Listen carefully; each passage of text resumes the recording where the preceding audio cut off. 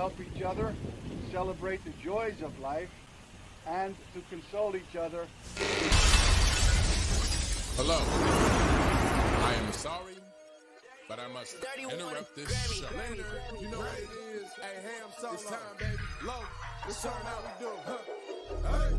They said, we said we hit. They said, we said we on. They said, we said we strong. They said, we said we go. We say that you heard right. We say that you heard right. We say that you heard right. We say that you heard right. They said, we said we in. They said, we said we on. They said, we said strong. They said, we said go. We say that you heard right. We say that you heard right. We say that you heard right. We say that you heard right. I swear that it's imminent. I've been going so hard on my penmanship. About to go in and buy me a wheel. And I pull that shit fresh off the dealership. I can leave you on red like an Xbox. Got me laughing at you like you red fox. Got you chasing Hot Wheels like a matchbox. EA running the game and it don't stop. Super cold like I'm playing for Blizzard. Got you all in my sights like Red Dead Redemption. Never gonna slip on my pivot. Better get out my way, bitch, I'm on a mission. Really ain't no competition. I'm steady grilling opposition. I'm get up and ready to win. They can play it how they play, but fuck what you say. I'm getting this money today. Last of us like a dying breed. Down the ride like a noble steed. Fatality moves, I make it bleed. That's on any game, that's on any screen. Shut up and give me your money. They said we so lit. Even if I take an L, we coming back just to show that we don't quit. They said we said we hit. They said we said we on. They said we said strong. They said we said go. I don't know if I'm right or wrong right here, but I thought I seen a little bit of head bobbing. Oh, I did. A little bit? I did. That was lit. Oh shit! That's what's up. That's my boy. I've had this this intro now for a little while. I had that specific song for quite some time, but that's literally my brother that I've known since age 5, and he made that song for me in the channel and whatnot. Dope, brother. I'm actually gonna go be. I'm actually. He's one of my friends I'm gonna be going to see when I go back to town to Mom's, but not the one that I was talking about to you. Got you before the show. But yeah, I've known him since the age of 5. He was 4, and yeah, man, we've been cooling it for this many years, you know, right? And I mean, goddamn, it's just amazing having his song on my platform and watching people be like, yeah, I see what he's doing right there. That's what's up. Yeah, so I mean, it's just I love that kind of stuff, man. Supporting my brother supporting me, and that's how things are supposed to work, right? But anyways, man, that's absolutely. Yeah. So let's go on ahead and get the show started. What's cracking, everybody? Thank you so much for joining us here on the TSWS Gaming YouTube channel. It's also on Twitter. Thank you guys so much for joining us today. This episode of Behind Them Sticks with your boy Ham Solo 05 Gaming. I am with a very special guest that I've been waiting to get on here for a hot minute. We've been talking ever since like midway last year or even a little bit earlier than that possibly. And you know, you had your trials and tribulations that you were going through, and I mean, we're not here to talk about any of that BS today. But you know, scheduling is always tough, and I've had plenty of people that it took just a while to get on the show, but you made it. Thank you so much for giving me your time, your energy, your swag. I mean, you didn't give me a swag. But anyway, but I see your background and whatnot. Look at Squirtle with the shades. Yeah, you know, Squirtle Squad represent, you know. Yeah, Squirtle. So yeah, I see all that swag that you got in the background. You really with the shit. I could tell. Oh, you got your own. I'm with it. You got your own website and all that stuff. I put that stuff in the description below, so you guys go on ahead, check out his website.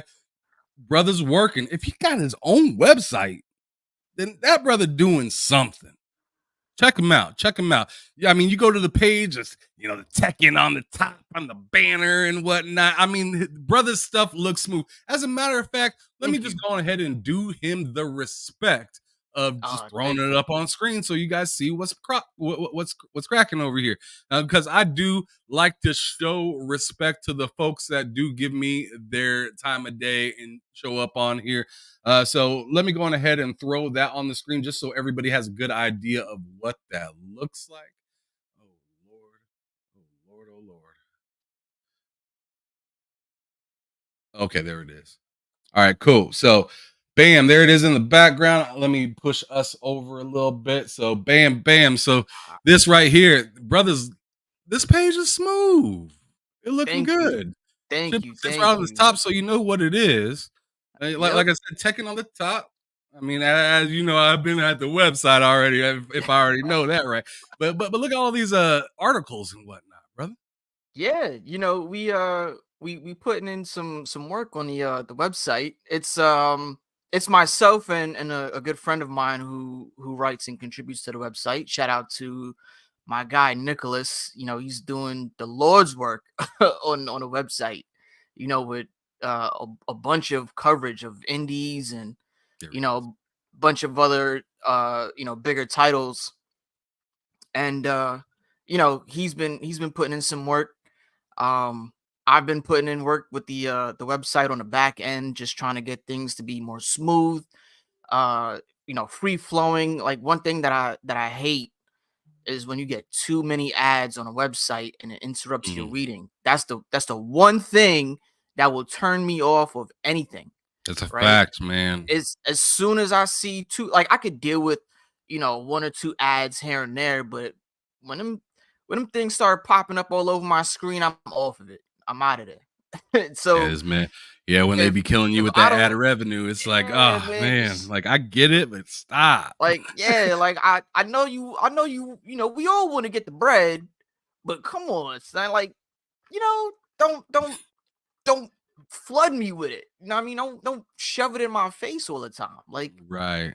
you gotta be cool with it. Th- So For if real, I like don't some of like, these ads be taking up like yeah, 80% of the screen, and like you just got that little article right in the middle, and it's like, man, all this stuff flashing and changing, and yeah, yeah, it's bro. You know how wild. many times I accidentally clicked on an ad and then it just took me to a completely different website and ruined my experience?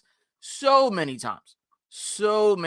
And if I hate it, I could only imagine how other people must feel about a flood of ads on a website when they're trying to read something that they're interested in. And I don't want to have, my readers be like, "Oh man, this is just another, bloated ass website. Let me get off of this." No, I want you to stay on my website. I want you to read what we're putting out. I want you to see the work that we're doing. I want you to enjoy it, and hopefully leave feeling like, you got a new perspective on something. So, when I made the website, that was the number one priority, is that I want this to be a smooth experience for the reader. Mm. So, it's why I haven't necessarily put ads on there now. Like, you see the banner, right, with the Tekken banner. Yeah, it's cool. Um yeah, you'll And, and, yeah, and, exactly. and it doesn't scroll with you. It just Right. stays at the top. Right. So Shit that's be that's driving me nuts when I something. be scrolling and it's like following me. Right. So that's that.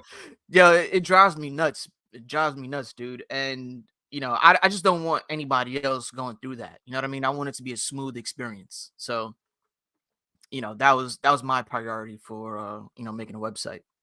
Well, no doubt, no doubt. Before I have you sign yourself, brother, I'm gonna have to tell everybody that's with us right now, please make sure y'all hit that like button, share this sucker out right now. We here representing Chips and Sticks on TSWS Gaming today, trying to give him, that limelight from at least my corner of the internet and whatnot. Show him that respect and whatnot. So, with that being said, brother, can you go on ahead and let everybody know where they can find you other than just at this website? Which the website's dope, but I'm sure there's other ways that you can Oh get yeah, some most chips and sticks. Is definitely. that right? Yeah, yeah, definitely. So everything is uniform across the board. Chips and Sticks. The same way you see, well, not the same way you see my name, but take out the dashes. Chips and Sticks on everything. Instagram, Twitter, YouTube.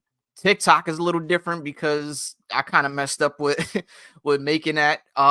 So I think it's Chips and Sticks YT, like YouTube. And that's pretty much it. That's exactly where you can find me on all platforms. That's what's up. I see Rachie tripping right now. He's like, I'll hit the like button because you asked. All right. I appreciate it. Thank you, sir. But as you guys can see, good to see you, by the way, Rachie. Thank you for stopping through. But as you can see, brother got his own YouTube channel. He got his own website. I mean, if you want to contact or holler at him, more personal, Yep. you can, holler at him on Twitter as well. Pretty Yeah. open. I mean, he's a good dude. I've talked to him multiple times. This is Appreciate not you. the first time that we've talked. This is not the first time we discussed any kind of matters within gaming Mhm. on a mic. This is just so happened the first time that he's on this channel, and I'm happy to have him here. But anyways, moving on, because I mean that's what we got to do. Mhm. Let me go on ahead and ask you right now, like I rarely ask this question Mhm. to people, but I'm kind of interested in hearing your answer.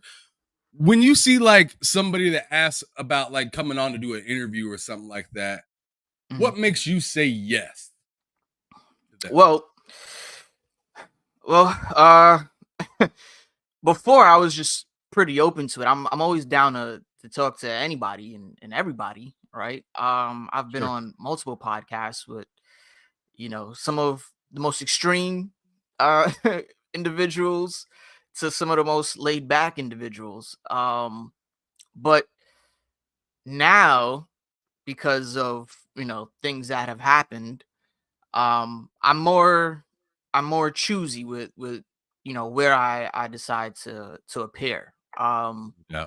And I do my due diligence, a lot better now than I did before. So if somebody asked me to be on a podcast, you know, I'll uh I'll uh I'll go through their socials and see what they're about. You know, um, obviously, like Twitter Spaces is a thing now, right? So if they're in a Twitter space and I'm in a Twitter space, I'm listening to what you say. I'm listening to how you act. All of that is because there's certain energies that I want around me, certain people that I want around me, and some people that I just don't.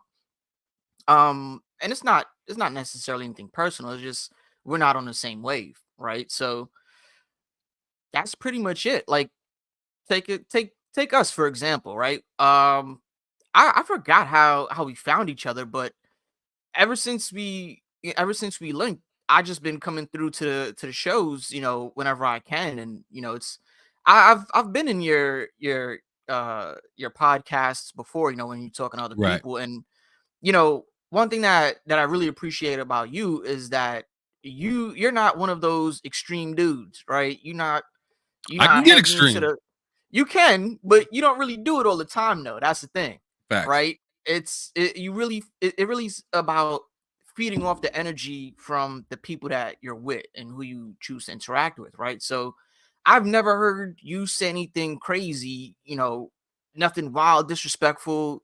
You know what I mean? So every time that I've seen your podcast and your shows, it's you know, at least in my experience, it's always about the games, right? And Facts. that's what we're here for. It's about the games. I want to talk about the games. I want to talk about what's going on in the industry. What's what are certain developers doing?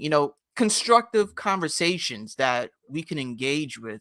Is what I really like to do and talk about. And you're one of those individuals that I feel like I can do that with, and we would have a really good time doing it. So that's how I choose, and I it's how I appreciate that. choose. Yeah, of course, and it's how I choose, who I want to follow, right? I mean, I'm not going full, fucking FBI. My bad, I didn't mean to say that. I'm not No, going no, no, no, full. no. Cursing is fine. We're good. I'm not gonna OD on it though, but Yeah, thank you. yeah, I don't yeah. like that.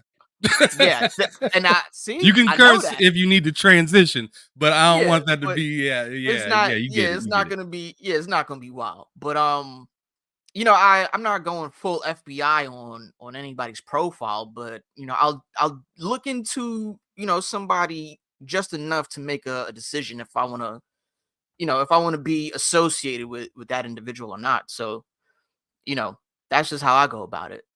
I think No that's what doubt. everybody should kind of do anyway, right? Because you don't want to be associated with somebody that's gonna bring you into some shit, and then have anything bad coming your way. I don't like that. I mean, I wouldn't want to do that to anybody else either. So No doubt, no that's doubt. basically We it. all know what it feels like to be burned a little bit. Like we either Yeah, I mean, I'm not saying we all understand like the same level of burn, right. but we all know what it feels like to be like, yo, like I tried this, it ain't work. Hmm. Yeah, You know what I yeah, mean? yeah. You know what I But mean? anyways, So, let's redirect it back into gaming because that's what we're here to talk about today. And I want to talk about your exactly. history. I also want to talk about kind of like the current events within gaming. And then I Hmm. also lastly want to get some of your like thoughts about gaming mixed with like future ideas and whatnot Okay. that may be part of gaming for you and whatever. So we'll get into that throughout the episode. But before the show actually started, as Hmm. usual, if y'all are privy to my show that I do here, you already know I ask folks each time before they come on, what was the very first console that you hopped on or had readily available at your home? And you were very fortunate because Yeah. you said there was no war in my house. There was nothing but peace because we had both sides kicking it, Yep. on the TV and whatnot. So you said what was it? The NES, correct? So yeah, so I had NES and the the Sega. the NES and the Sega Genesis. Talk And about it. honestly, those weren't even my consoles. I have two older brothers, right? So they've had those consoles, and obviously growing up with them and playing the games, it's kind of like it's just became mine, right? Um, what I played most of the time was the Sega Genesis because some of my favorite games were on there, like X-Men, Altered Beast, those games, and Michael Classic. Jackson's Moonwalker. That's Mm. that's my favorite. You like to My do favorite that little Genesis game. spin with all the with all the little twinkly things going on. Yep, yeah, with Woo! the pixie dust. Yeah, yeah, You get everybody I mean, dancing. You know what I'm yeah, saying? Mike was the man, so if I can get people dancing, dogs, zombies, I'm gonna do it, it was great. And my first game for the Genesis, like my game that was personally mine Let's and go. nobody else had rights to it, was Mortal Kombat 1. Oh, okay. A B I A C A B B. Yep, I never forget it because my my dad is big on martial arts, right? So, Okay. you know, Same. uh yeah, we would watch the Chinese movies all the times, when they come on the VHS, Oh yeah, just a we Fury was Chinese connection. yeah, we was Man, watching all the watching old school Bruce Lee joints. all the old school Bruce Lee joints. Bruce Some of Leroy, yeah, yep, that was another Dolomite. one. That was Dolomite. Now we didn't have Dolomite in the crib. He said that's a little too much right there. Yeah, just a little too far, but nah. We had that in the crib. It's like some classic Japanese movies. Um, Subtitles. Gotcha. yeah, subtitles. Actually, no, these came with dubs. Like they were Oh, they were okay. dubbed. That's what's Yeah, up. so that That's was good that was because it's hard to do. It was hard to do subtitles back then on VHS yeah, tapes and stuff like that. yeah. It was just funny because when the dubs be all off, right? Like they'll be saying something, right? And then the English dub would come on, you hear the voice, but then the actor is still speaking for like an extra 10 seconds or whatever. So, the the sync is off, So Oh yeah. yeah, we had that. And then so back to Mortal Kombat, my dad saw that, was a martial arts game. He was like, "Oh, this would be cool." So, let me buy it, and that was my Christmas gift. He had no idea how brutal this game was. Like he just thought it was people doing different types of martial arts and it's a fighting game.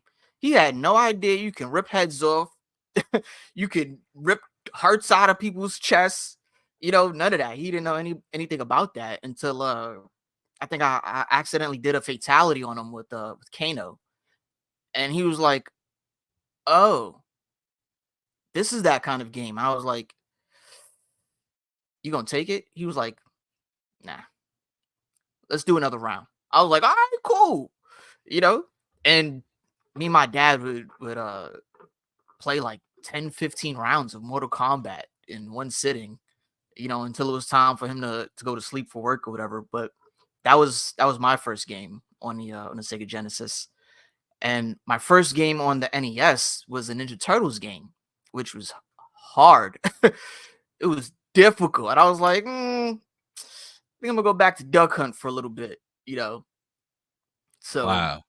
yeah, that was pretty much it. And then I just kept getting games for, both consoles, but I preferred, Sega Genesis mostly. Yeah, let's go. I love it. I love Yeah. hearing that. You hear that? Yeah, I'm not gonna lie, man. I'm a Sega fan. When it was making consoles, I was definitely a big fan, and I wasn't exactly fortunate enough to get all the consoles, right? So we were talking about this earlier. Actually, I had to trade up. Yeah. Keeping up with the Joneses. I was trading my consoles, which is the worst thing to do. If you ever Mhm. have consoles, keep them. Those are gems. Those are part of history that you can go back to at any time. So keep those. And some Yeah, of those games it might be kinda worth stinks money. to know that now, right? Because it's just like Hmm. gaming's changed so much to the point where you don't really need a console damn near anymore, Yeah. right? So it's hard to Yeah. pass that idea down because Hmm. these kids nowadays, they're playing on tablets. Yep. And I don't care about saving the the They don't. last Oh version man. of the Google tablet or something like that. That ain't gonna do anything historically for me in the in the Right. past, like having an actual like I got a 3DO right here, and I'm just like, yo, this is dope right here. And all these other like old school consoles. What I'm not gonna do is throw a tablet somewhere Right. in here and be like, Exactly. this was part of my history too. Like, nah. Yeah. You're not gonna put the Apple whatever on your shelf and be like, "Yo, this is that right here. This is that hot shit. Yo, y'all missing out." No, nobody's gonna do that. You know what I mean? Like I don't know if you can see it, but I have my PS3. You probably can't, but I have my PS3 still up, which is not the OG PS3, um, because that died on me. Uh, R.I.P. Was it yeah, was it the yellow light of death? yeah, yeah, actually, and that happened to me twice. That happened to me twice. Um, and I just never really had good luck with consoles back in the day, because let me see, my first console that I bought that was considered like next gen for the time uh was the 360, the OG 360. And I went all out on that one. Like I saved up all my minimum wage checks. No, I know. I bought I This bought man the was ready to go broke. Xbox. Yeah, but ramen noodles for like the next month, bro. That's what I was doing. I had the Xbox. I had that earpiece, that one singular earpiece that Yeah, they the that they clip, had, yo. the clip. Yeah, that joint was What fire. was it? The clip or the one pullover? No, it was the clip. Is the clip okay? So it's Yeah, like a yeah, cell phone. Yeah. yeah. So I had the clip. You know what I mean? I had about like two controllers because I would always have like my best friend come over and play Right. Xbox with me. He's mainly been a PlayStation guy, right? So that's how we kind of like offset, what we can do. And I was decked out with the 360. Like I had it all. And that died on me twice. Mm. I was like, no. I had caught the red rings the first time and I sent it back to Microsoft. They fixed it. And when I got it back, it died on me again in like 2 weeks. And I was like, nah, I can't, I can't keep doing that. Microsoft only gave you one return when your console died. And then after that, you just got to pay out of pocket for it. So I was like, you know what? I'm going to fix it. I'm going to, so that way it's up and running and it works. I'm just going to sell all of this to somebody. I'm going to PS3. Like I couldn't deal with the red rings. Right. So I did that. And then shortly after getting my PS3, the fatback, what was it? It was the 80 gig Metal Gear Solid 4 bundle. Oh, yo, big spender. Yeah. Again, stacking my minimum wage checks, eating ramen noodles for the next 2 months. Trading in that Xbox wasn't enough. Nah, I didn't even trade any Xbox. I sold it to somebody. I sold all my stuff. I sold it all. I got, I think maybe like 300 for it. And That's not bad. I put that towards the PS3, and at the time, remember the PS3 was like $600, right? It Mm-hmm. was like 600 Yeah, when it well, first yeah. dropped. Yeah, so I put that towards the PS3, bought that, and then a few weeks later, that shit died. I was like, damn. Damn, a few I was like, weeks. I can't go back to Xbox. I'm just not gonna be, jumping ship between consoles. It was rough. It was rough solo. Basically, my PS3 died mad times to the point where I took it to this shop, this mom and pop shop, and they were like, "Yo, your PS3 just keeps dying, so we just gonna give you a slim. We're gonna upgrade your storage." They put they put in my 500 gig hard drive, whatever that I had in my PS3. They put Okay. that in the new one, and since then, my joint was golden. But the downside is that I can no longer Backwards play compat. PS1. Yep, the backwards compatibility was gone. My bad. Yeah, I just couldn't. I couldn't play it, and I was so mad. I was so mad because all my friends still had they OG fatbacks, and my best friend, he was like, his died on him once. He sent it to Sony. After that, when he got it, didn't have a problem. His PS3 still runs. Like, that is rare to have a PS3 from launch date still running to this day. Yeah. Almost nobody has that kind of luck, but he did. And I was like, all right, whatever. I'm gonna take it. I guess I'm gonna have to buy a PS2 eventually at some point, you know. But yeah, that's basically, my little gaming journey. And Okay, that's now, yeah, now little I got piece all of of it. them. We'll climb a little further up the mountain, but just a quick moment. I want to read off some of these folks that are in the chat that gracious us with their presence. So Hey, of course I got Avidon. Is it Avidon? Avedon. All right, Avedon. Yeah, Avidon Smith. that's my Um, man's right there. My yeah, bro Avedon. Shout out to you, bro. Thanks for coming through. yep, he outside over here. Good to see Dragonheart Yobi appreciating that mod What's status I good, gave him. Yobi? I had to give him the mod status. He's been so damn Yeah, supportive. I mean, that's just who he is, Yobi's though. yeah, Yobi's a solid dude, man. Shout out That's to a fact. Yobi. That's a fact. Ray G's Ray Chi Ray G Ray Chi said after playing Michael Jackson video game, each time he plays a new game, he can hear just beat it. Just be And it gives him the little push he needs to 100%. There you go. there you go. he said that Michael Jackson following you for the rest of your life. No diddy. All right, so and then Catalyst, what's cracking? First time I seen them in the Hey, chat. I believe I could be wrong, Catalyst. but he comes through That's saying I have all my consoles. You are absolutely right, and then he sends his what's up to everybody that's up in the chat. I appreciate you, Catalyst, for stopping through, supporting not only my it's channel but obviously the person that's here to be interviewed today. So shout out to you. Thank you so much for being a good person and coming through. that's wifey right there. So thank you for always supporting me. Appreciate you.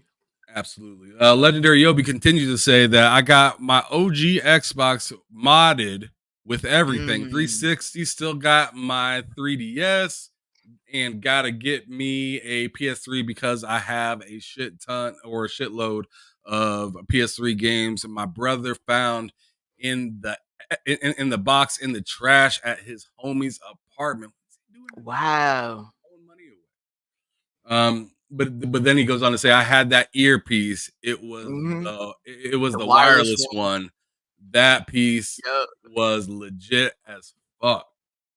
Yep. Man, I'm stuck saying I apologize, Yobi. I always say Dragonheart. God damn it, legendary. You right. But anyways, I'm stuck in the past. But anyways, yeah, Ray Chi goes on to say, I have 3 360s Should I mod one of them? I play to travel to Mexico so I can maybe do the job there. Absolutely. You got Absolutely. 3. Why not throw one at it? Yeah. Give it a try. Yeah. You should I mean, absolutely if anything goes wrong, you still got 2. Ain't no right. thing. Why And not plus, have a modded console? they cheap to get. I mean, you can get a used one pretty cheap Yeah. anymore. I actually got mine. And I know ain't nobody gonna be able to get it at this price, but I got my 360 for $7 at a store. I'm And it, sorry. What? yeah. $7? There's a store out in Colorado. They had a bunch of old versions of the 360, the ones that were prone to red rings, Mm-hmm. and they're like, "Yo, we don't really sell these anymore, but if you want it, I'll hook it up and see if it works, and then I'll just pretty much give it to you." So then they hooked it up. They threw in a quick game. I think it was like FIFA or something like that. Playing no Mm-hmm. problem. It's a little loud or whatnot, but just a little air duster or whatnot. Knock that right out or something like that. It's probably just fan being a little dusty and old. But yeah, that sucker worked, and I brought it home, and it still works to this day. Yo, Actually, that is a come up. facts $7, bro. I mean, I can't replicate that price. Right. But yeah, I got my Dreamcast, 360, Mm, PS3, all hooked in, and my Retrocon, which is like the Nintendo that with the HDMI, right? yeah. Nintendo Super NES with HDMI output. I have that all hooked up to a system selector, and then I have the system selector hooked into my Xbox One. Okay? Does that make sense? How does that work? So you know how the Xbox Ones has HDMI in and out? Yeah.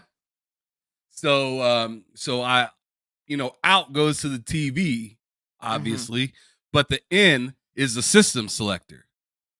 Okay. Oh, So okay.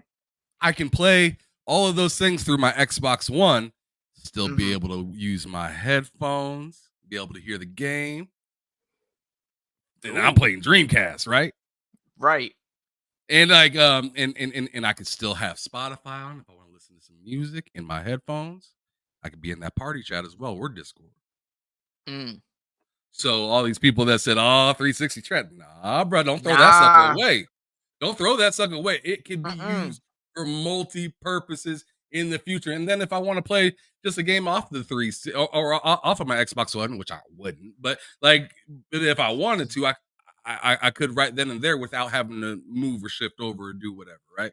So Right. I mean, I found use out of it, and I mean, I personally think it's hot that I can, turn on some like Spotify or whatever, and be able to play Dreamcast. I just wish they never took the Snap feature away, bro. Because if I would have been able to Xbox Snap and be able to have YouTube on the side, I'm sitting here watching a podcast or something like that while I'm playing my Dreamcast or 360 or PS3 or something like that.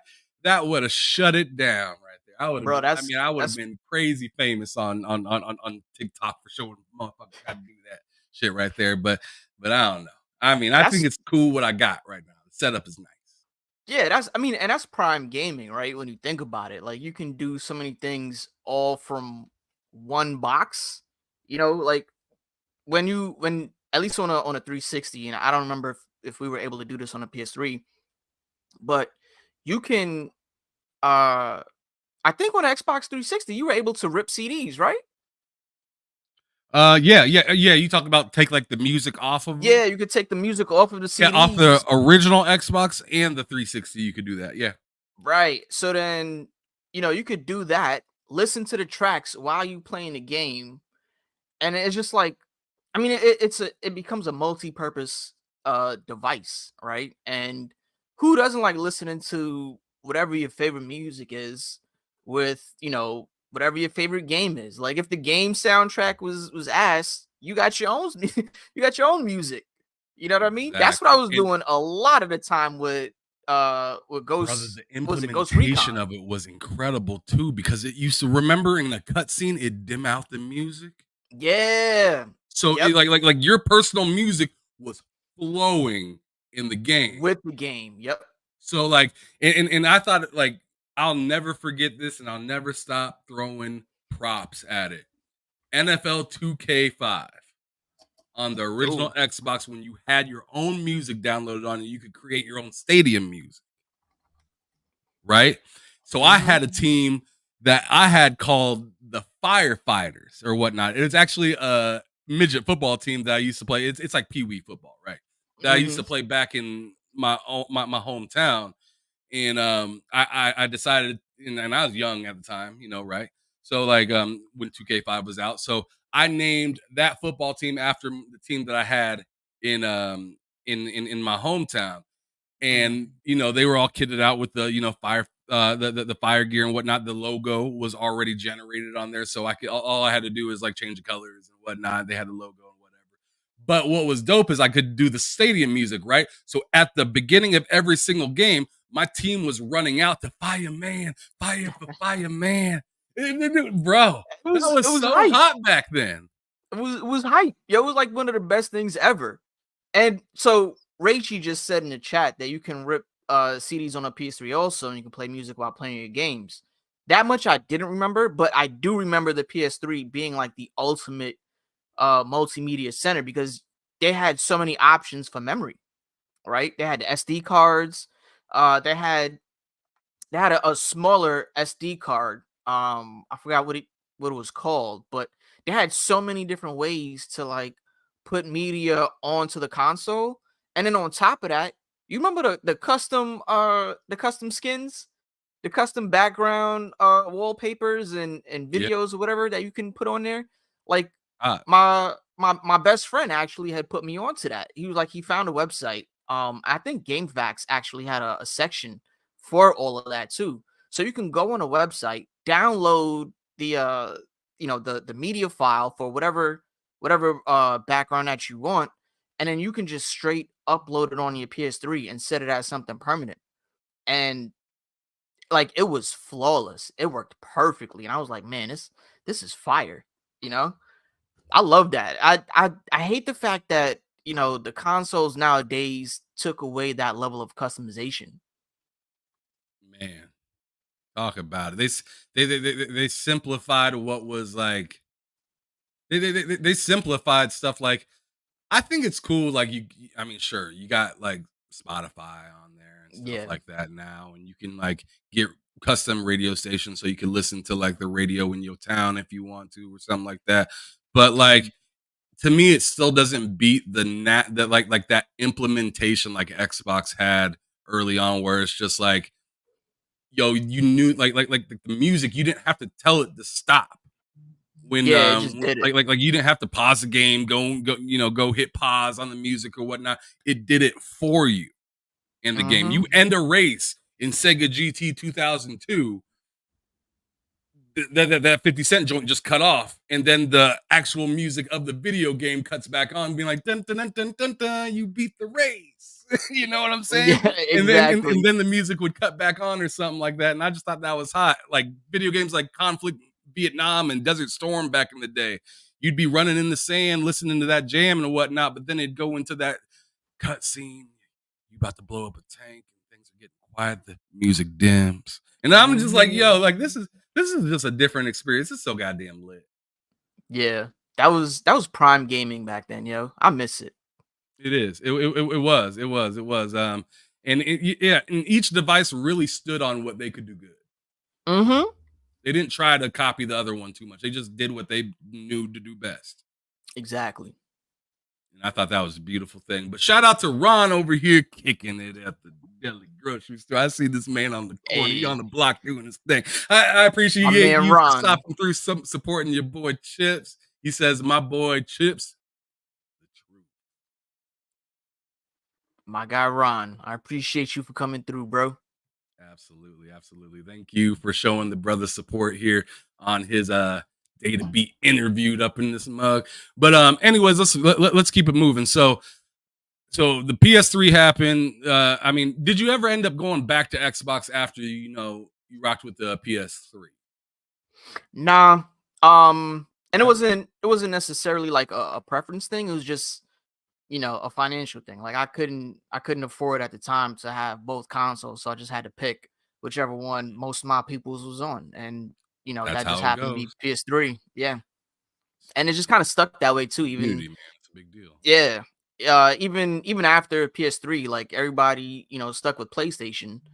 They got the PS4. We got the PS5s, and it was really just a matter of like finances at the time and where all my people was gonna be at.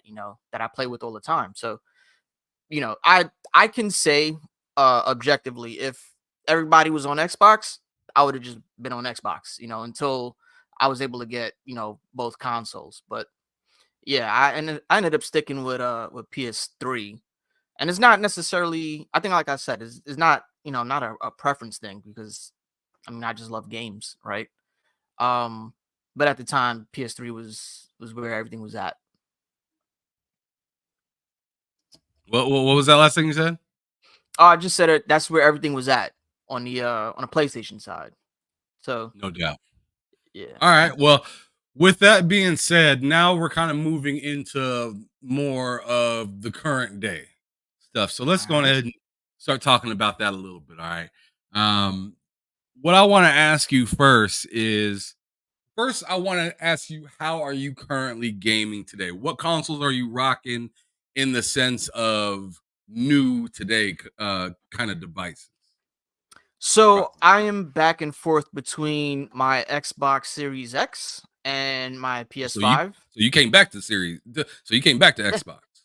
Yeah, actually Catalyst is the one who bought it for me for Christmas. Oh, shout out to Catalyst. God Yeah, damn, this wifey this held man me down supporting on. something fierce out here. God damn. Yeah, yeah. I mean, wifey held me down with the Xbox, because I was thinking about at the time I was thinking about trying to get the Halo version of it. And I was like, yo, I really want that Halo Xbox. It just looks so damn good. And I wanted to try to get the controller too, the elite controller, that to match with it.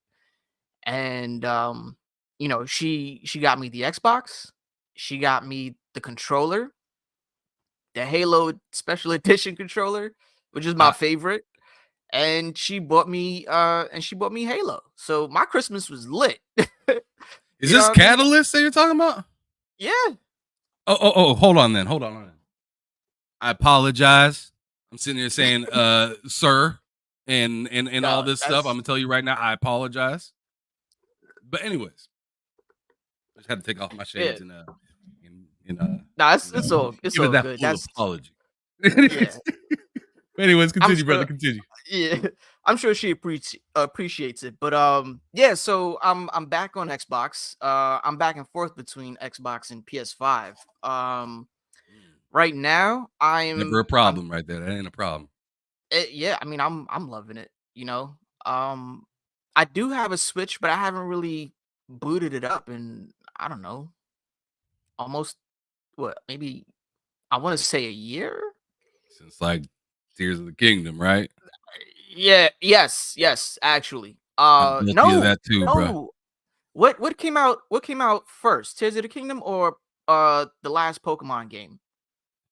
Ooh. Are you talking I about forgot. Arceus? No, no, no, because I have Arceus, the last one, Scarlet and Violet. I think that's what it is. Oh, I wouldn't Um, know, brother. I'm not oh, Pokemon like that. I don't know. I mean, even though I have Squirtle right here, I booted up that Pokemon game. The most controversial one, because there was so many glitches and bugs. It was just almost hard to play. And It's I amazing experienced that you that. say it's not Arceus because Arceus had the same fucking issue. What's crazy? I didn't have any problems with Arceus. And That's what's up. Good for you. honestly, Because that's the way. all I heard from people was this game is, blah blah blah blah blah. This don't run. This run at 10 FPS. Yeah, and like I said, I am not a Pokemon Yeah. person, so like I'm not finna sit here and tell you what's right and what's wrong. I mean, the last one that they had, the last mainline entry was buggy as shit. And I bought it. I played it for all of 10 minutes because the bugs kicked in at the 5-minute mark, and I was like, off. I was like, I'm not going through this, unless they start $8 a minute. releasing. Yeah. Yeah, unless they, they putting out some serious patches. I don't know if they have or not. Like ever since then, I just completely like cut that shit out of my memory. Like it was just that bad. I'm gonna go back to it, because I have to, right? I got Squirtle right here, so I'm gonna go back to it. But yeah, I think since then I haven't really turned on my Switch. Um, I mean, who doesn't like 4K gaming, right?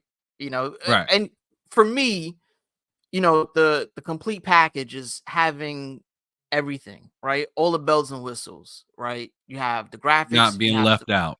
right, Exactly. the fun gameplay. Like that's what I like with my games, right? And sometimes I'm willing to forego one for the other. Um, you know, as long as other factors are on point, like how fun it is, the story, whatever. Um, but I've been mostly satisfied with playing on the PS5 and the Xbox Series X. And the game that I'm currently playing on Xbox is Persona 3 Reloaded. So, Mm. I Did you cop the perks? oh, I got the collector's edition back here, but I just loaded it on Game Pass because it was just Right. readily available. Yeah, why open it, right? Right. Well, not only that, but mine came late. So I wanted to be on top of the You game were like already as soon as it playing. came out. So, Game Pass was the way to go, until I got it. And I'm gonna have to crack that bad boy open because I do want all of the special perks that come with it. The different costumes and stuff like that. I think there's some additional music too that's on there, so I want all of that. Right? One Um, thing I'll let you know real quick is yeah. I'm not sure if you've been privy to it or not, but like, you know how Xbox has those perks that you can get? Hmm. Make sure that you go into that little perk tab that's on the home screen because I think there's a Persona thing in there where it gives you like DLC or something like that for free. Oh, so they actually put that on Game Pass? Because It I know they did it for. I I know they don't do know if that for it's a some games, Game but Pass thing, but I know it's a yeah. Xbox perks thing. Oh, okay. Yeah. See, I So you never know even how knew that. sometimes they have that like YouTube Premium for 3 Yeah. months and Mm-hmm. Calm, whatever the fuck that is, and shit like Yeah. that. But but yeah, they have a Persona thing in there as well where you can get like it's some sort of type of expansion Yeah. pass It's type of thing or whatnot. yeah. Mhm. So going ahead and cop that, and maybe I'm not sure, I could be wrong, but maybe you won't have to even open that box.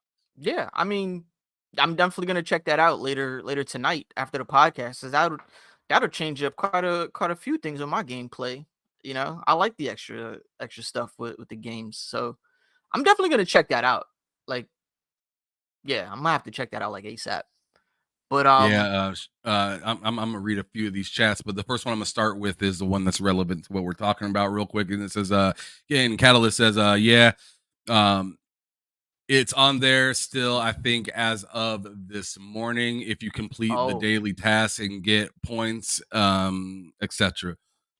So yeah, oh okay, yeah, got I know that I seen it on there, and I tried to click it again, because I'm greedy as hell. I tried to click it again, and it's like, motherfucker, you already own this shit. you. Stop. Right. But anyways, shout out to Yobi up in the chat. He says, Sticks, if you fuck with wrestling, Wrestling Empire is a great wrestling game, and also Marvel Ultimate Alliance 3 is heat. And I think Oh the yeah. wrestling game that he's talking about is for the Switch, I want to say. Is Um, it is it like the old school wrestling? Because I don't know nothing about these new school wrestlers. uh, If it's like the classics with like Bret Hart, Shawn Michaels, Undertaker, and all of them, I may be inclined to check it I out. But think it's Ultimate its Alliance own 3. IP, so they don't use any real Mhm. name, Oh, okay. right? So, but there's that. But there is an old school type of wrestling game that's out called AEW Hmm. right now, and that game's pretty hot. It's very similar to like your old 64 version. like Oh, No those were the Mercy, best. WrestleMania, In the NWO 2000. versus Oh man. WCW Revenge and stuff like Hmm. that. It's very similar to that where they do the weird grapple animation Oh and man, those yeah, those were the classic. beginning. Yeah, just everything's a little extra in that game, and they have mini games in it too, so it's pretty hot. And I heard that it was on sale, but don't quote me on that. But that's I'm gonna have to definitely check something it you should out. check out. But as for Switch, I think that's what Yobi is referring to with that Wrestling Empire. But Ray Chi Got goes you. on to say he just made 90% of the male population jealous. This guy is brutal. All right. Eh, And then eh. legendary Yobi saying it with my chest. Chess, Fuck fuck Pokemon. Pokemon. Nah, I It can't I ain't been can't relevant agree. since Pokemon Black and White 1 and 2. But it's that was the last good That Pokemon was the game. last good Pokemon game. The rest trash bin Dude, with cow cow shit. shit. God Wow. damn. Damn, Yobi, you feel Made really me read strongly all that, about Yobi. God Pokemon. damn. Yeah, he put most of that in caps, so he really like you Yeah, said, he was saying it with his chest. I know that But chest is nah, all I the way can't out. I can't quit Pokemon. I mean, as it's a love-hate relationship, right? At this I point, get it. right? I love Arceus and they're coming out with a part 2, so I'm definitely getting that for me and Catalyst. It's just they got to work on the mainline games. That's what it is. If they can be on point with the mainline games and make it good like Arceus, Mm. I'm all in. I'm all in. You know, I love Pokemon. It's something I grew up with. It's very near and dear to my heart, obviously, as you can see. So I'm not ready to write it off just yet, Yobi. I'm gonna have to bring you over to the dark side somehow. So I'll work on that for you. Okay, and Ray Cheese says free DLC to keep. Yup, the DLC is a game. It was exclusive to Japan. And what's cracking? Berg Brizzle. Thank you so much for sliding through. He said, "Yo, Hey, was I good, appreciate Bird. you. Thank you, thank you, thank you." But anyways, let's move on. So you told me each thing that you have. So you got the Series X, you got the trifecta, Mhm. right? You got the Yeah. big three. Yep. Um, do you also rock with PC at this point? So I can't because my PC is a little outdated. Okay. um I'm still rocking with a 1070 Ti Ain't nothing wrong with and that. That was a good that was a good series of cards. yeah, So that I mean, listen, you I've with Ray Chi right there. I think he got the same card. yeah, like I had went all in with getting a multi-purpose PC, obviously because I was, doing content creation. So I think it's been maybe almost 8 years now that I've had this Woo. PC. So at the time when a 1070 Ti was still pretty good and in the runnings, I grabbed it, along with a good motherboard, processor, RAM, all of that shit. But because I haven't upgraded it over the years, it's now catching up with me. So, I gotta upgrade it. I'm actually looking to try to get the 4070 Ti. It's a good card. Yeah, that one.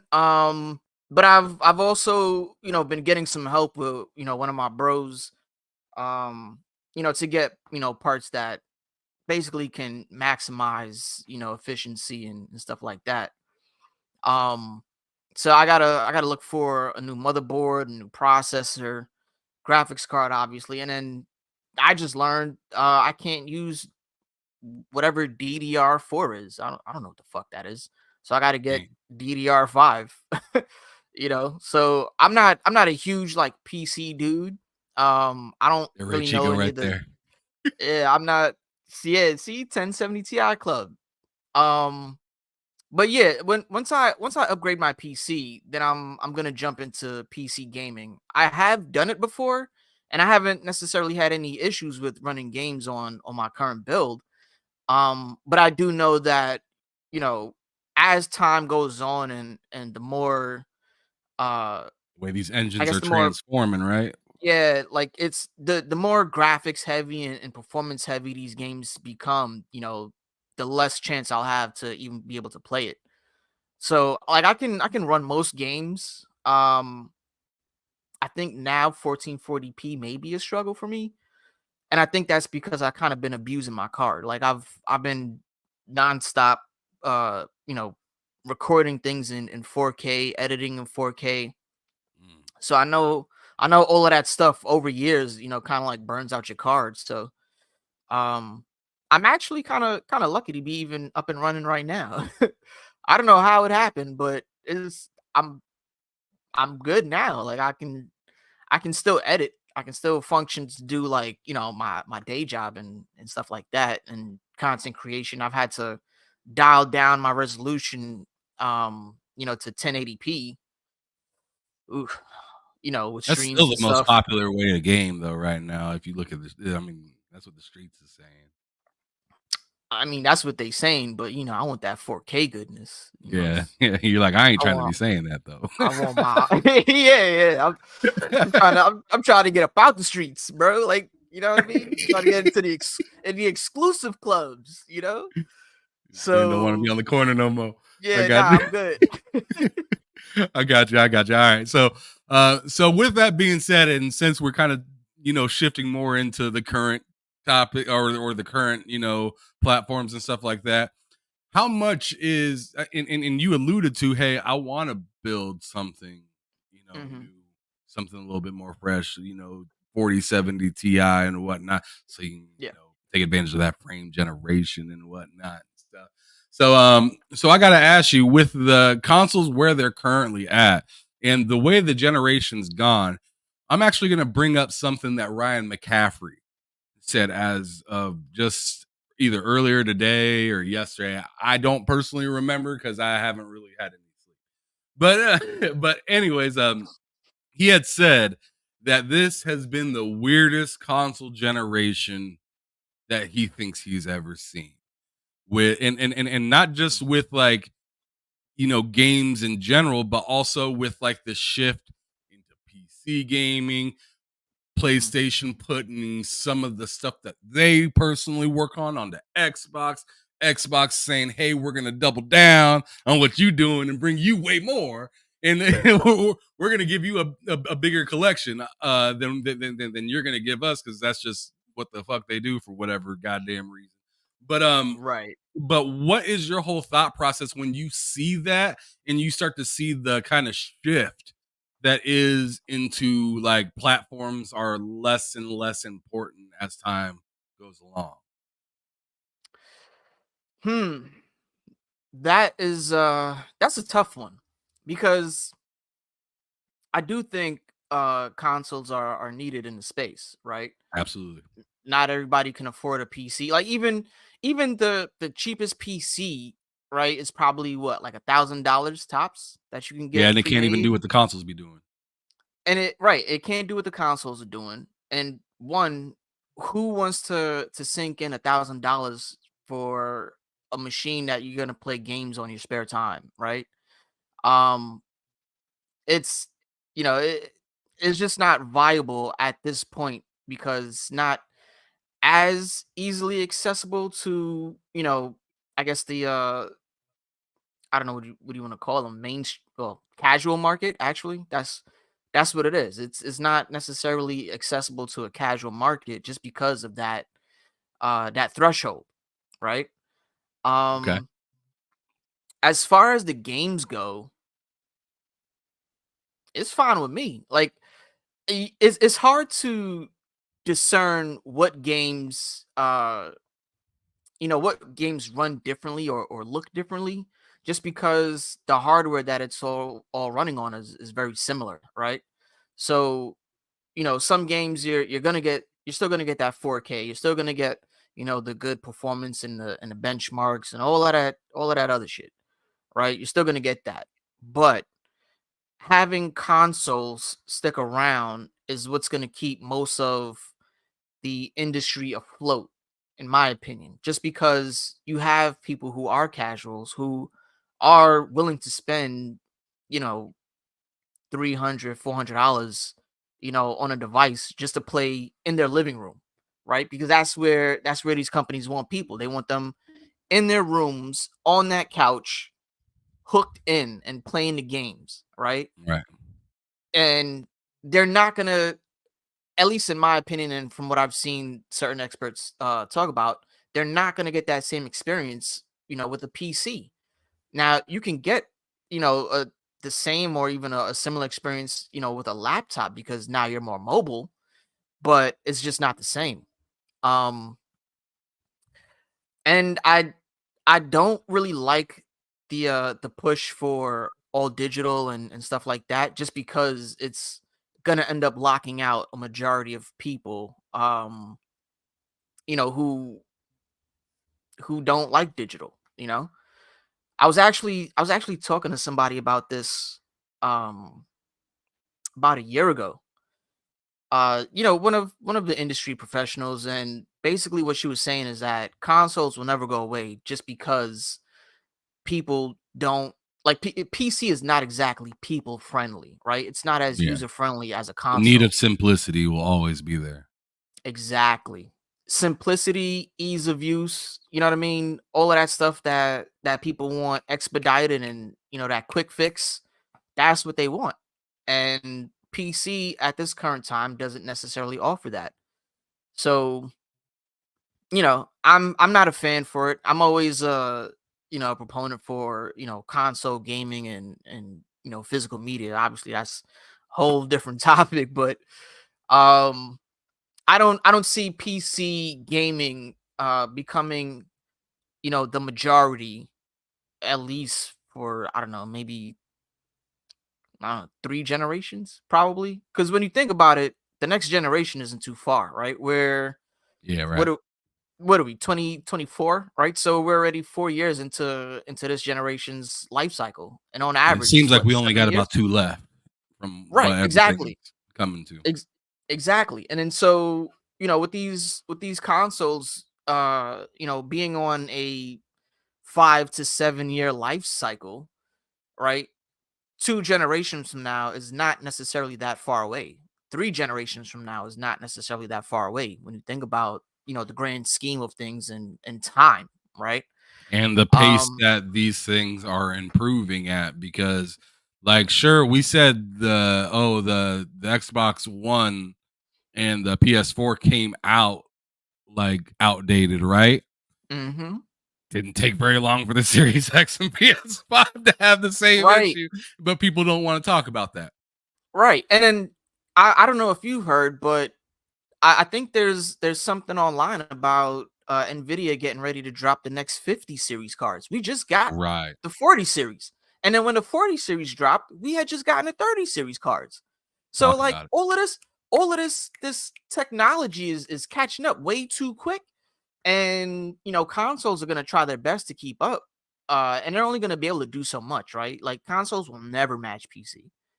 No. Um it's just not gonna be that way. Um but it is needed. That space for consoles is Consoles are like needed, the just corner store compared to the grocery store. exactly. Right? It's just a quick fix. It's a little extra Quick, expensive, but yeah, it has what you need or what you came for, that you didn't want to take that extra little trip to go in to the grocery market with all the big long aisles and all the extra BS and walking around with a right. cart and dealing with, a line of folks that you got to deal with the register or self checkout or something like that. Yeah. And at the corner store, you need that quick, y- roll of Yeah. toilet paper. You need some milk. Boom. Got it. You need some Boom. milk. You got it. Yeah, yeah. Bam, bam, bam. You at the counter. You out the door. In and out.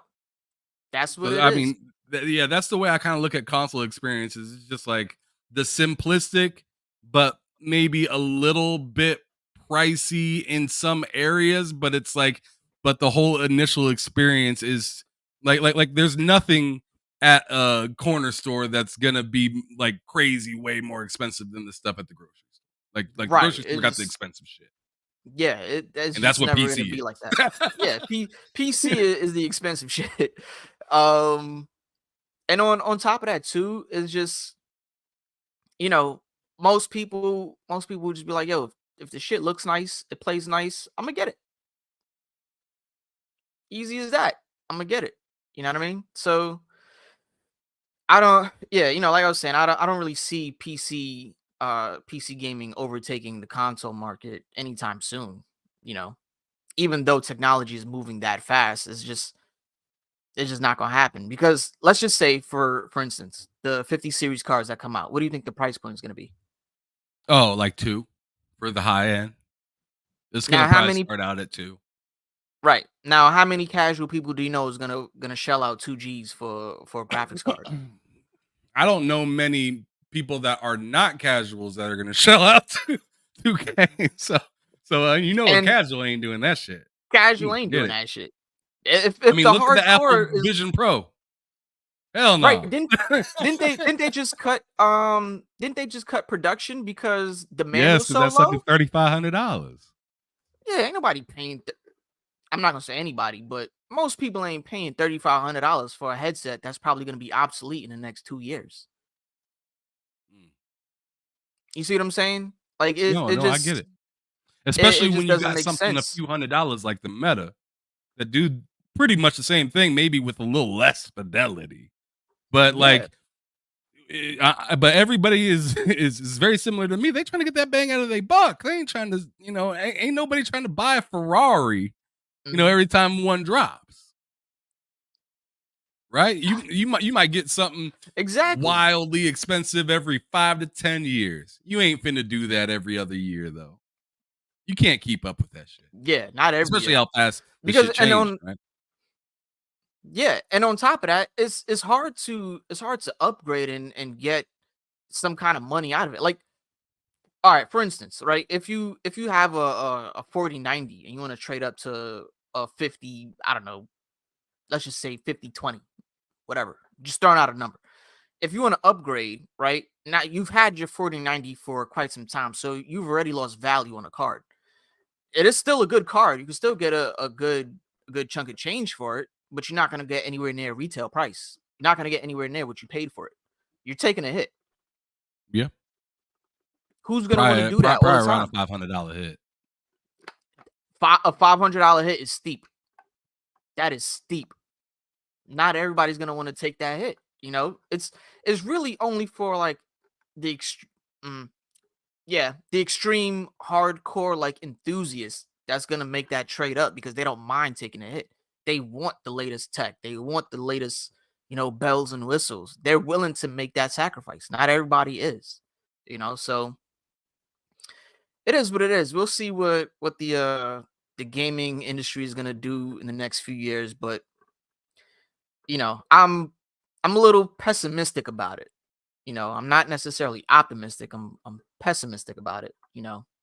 It's just I feel like it's a lot coming at us. Pause. Way too fast. Okay. What do you think I about it though? Like gotcha. what do you feel like what do you feel on the issue? What do you think This man asking is gonna questions back. I happen? like it. Let's go.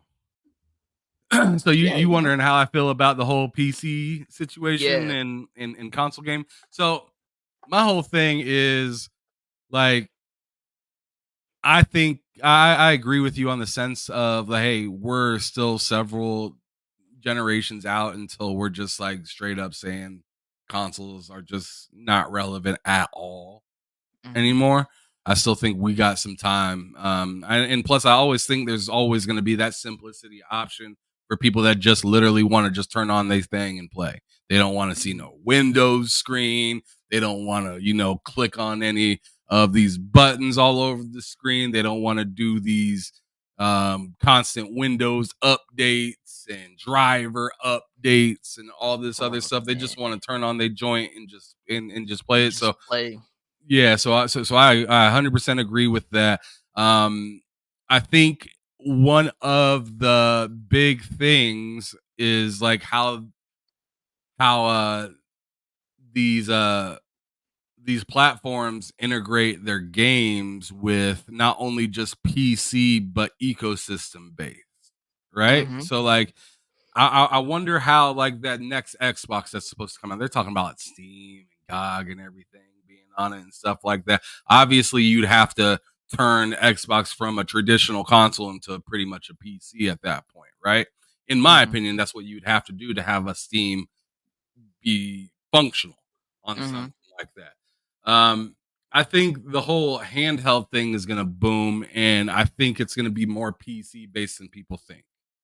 Mm, And that goes with both Xbox and PlayStation. Seeing that PlayStation's already got overlays that they're working on, mhm, getting implemented, which I think is genius. You got to have that. You got to have that. mhm, Your competition is doing it. You know damn well you got good games, mhm. um, and you know not everybody. I mean, this is the difference between back when we were kids versus versus what it is now. And back in the day, we used to have to chase the consoles. Yep. Now the consoles have to chase us, Yep. right? And you look at all these new day kids and stuff like that, they don't care what device it's on, it's where the software is. Mhm. And I don't blame them, right? Because simplicity is something that we all wanted as kids, right? If we could have been able to get Game Pass and a tablet and call it a fucking day, we would have. Yeah. I Yeah. mean, we easily would have. If we could get something as uh you know, as functional as like a Steam Deck, ROG Ally, GPD for the win, and all these other handheld products that play your PC games, but they also, you know, start to get PlayStation games on there, Mhm. starting to get Xbox games on there, and the Xbox games intermingle with the console games as well. So it's just like Xbox is almost telling you, "Hey, I don't give a fuck. Just buy our software." Right? Like we'll give you a console. And see, a lot of people don't realize this. Microsoft's already done this with hardware before. They've already went through the whole idea of, "Oh, we have hardware, aka Gateway back in the day." You remember the Mhm. Moo Moo Cow boxes? Oh yeah. Gateway back in the day. That was Microsoft. But they said, "Hey, we're tired of chasing AMD. We're tired of chasing Nvidia. We're tired of chasing Intel. We don't want to complete and deal with Dell every single year, or Hewitt Packard or Compaq or all these other things. Let's go Mhm. on ahead, give them our software. But if people just want to fuck with us and they don't want to rock with Hewitt Packard, they don't want to rock with Compaq, they don't want to rock with Dell or whatever, Yep. go get your ass a Surface Pro. We still got hardware, but if you want to rock with it this way, if you want to have this crazy amount of power that we're not finna provide you, Mhm. you can go over there."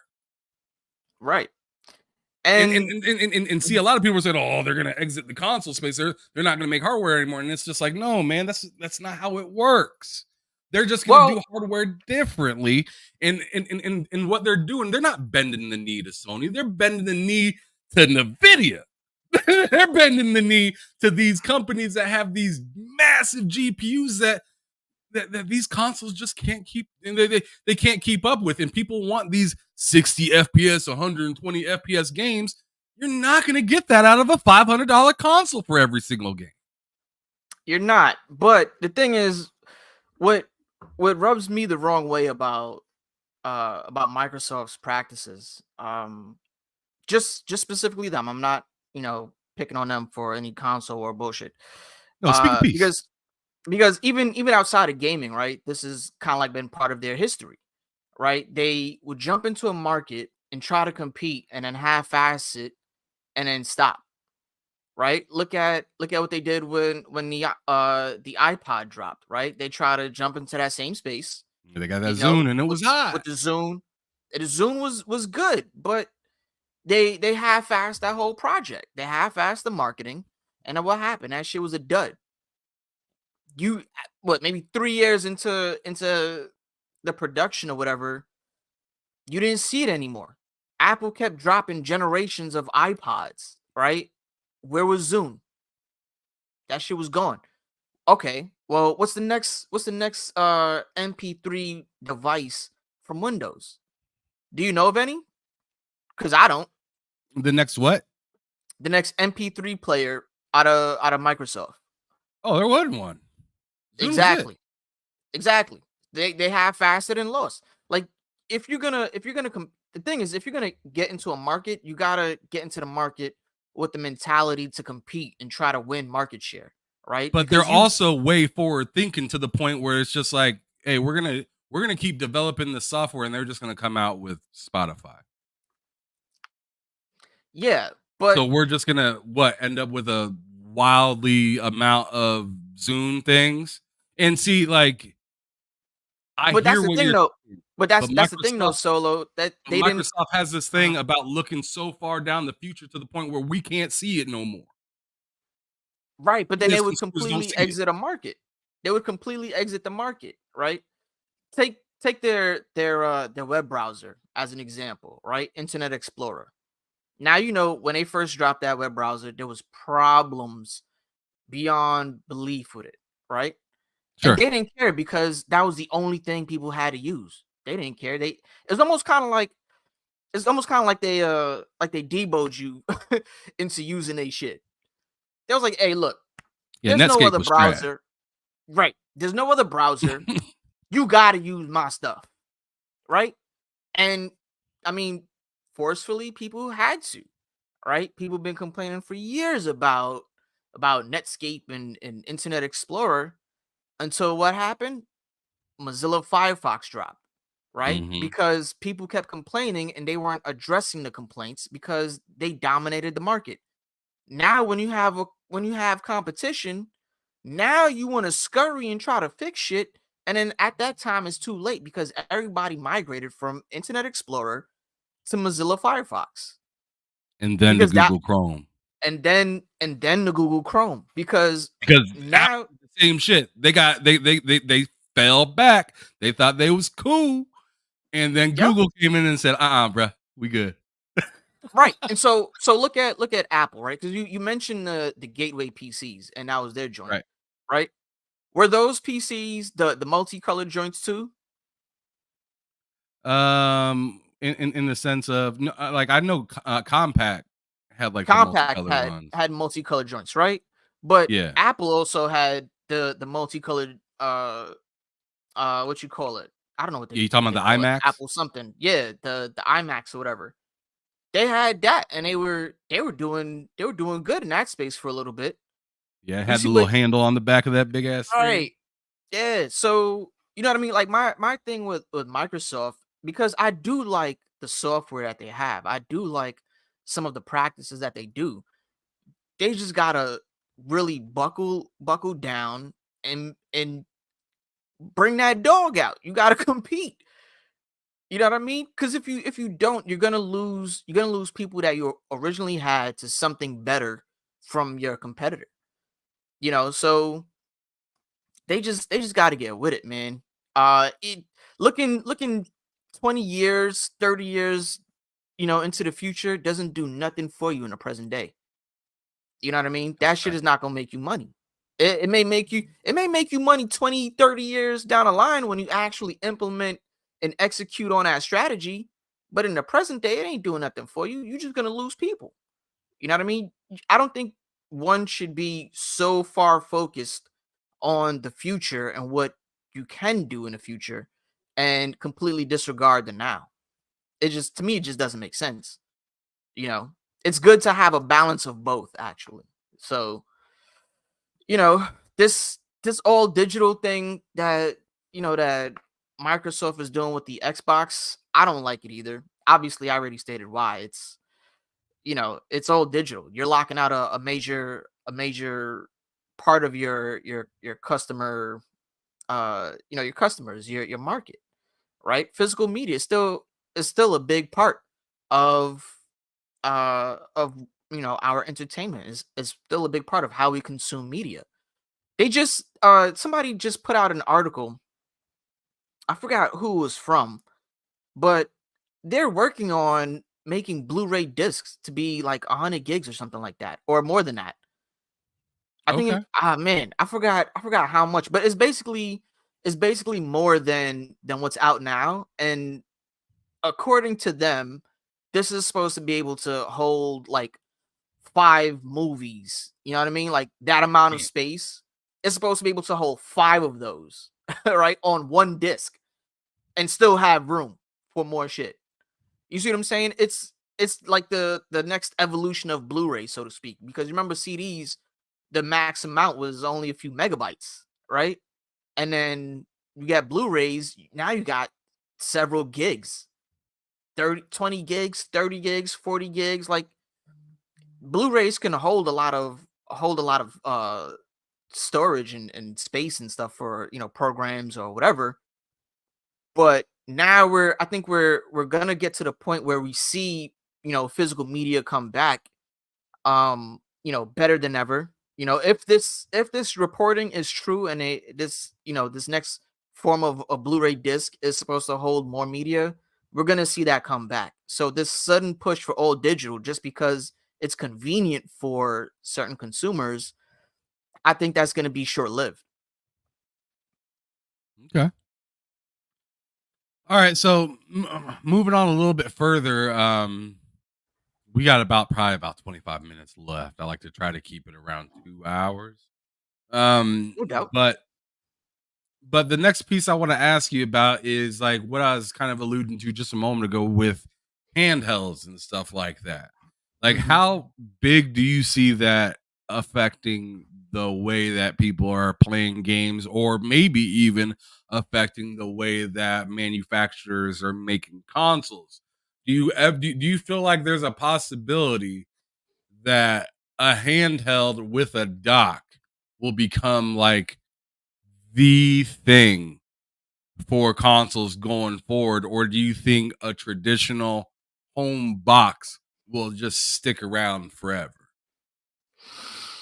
Um, hmm. I want to say handheld is still going to be prominent, right? It's still going to be a big thing because we have handheld computers in our hands, right? The Right. the Rogue Ally, the Steam Deck, all of those are basically portable PCs. It's not like the Switch where you're limited on what you can do with it. You know what I mean? Right. The hardware itself is severely outdated, and And it it's it's very walled.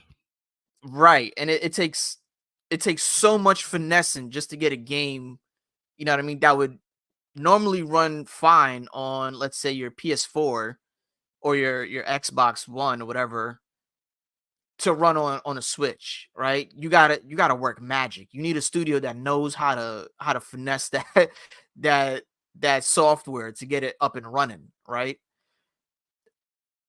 Piece Handheld gaming is gonna become bigger than it is now. I think it's gonna be more frequent, but the only way I think to make that possible is to make it more affordable. And obviously that's gonna come with its own issues because parts cost money. So these companies are going to have to figure out how to keep that price point at a happy medium while still giving you, not necessarily the best of the best, but still giving you quality, good quality. And we've seen the explosion of, the new age handheld, so I think they're gonna start developing games to run simultaneously, right? It's almost gonna be like how games that were cross-gen were made, right? How it could run on old hardware and new hardware at the same time. Um, this time with handheld gaming, they're gonna have to figure out how to make that possible.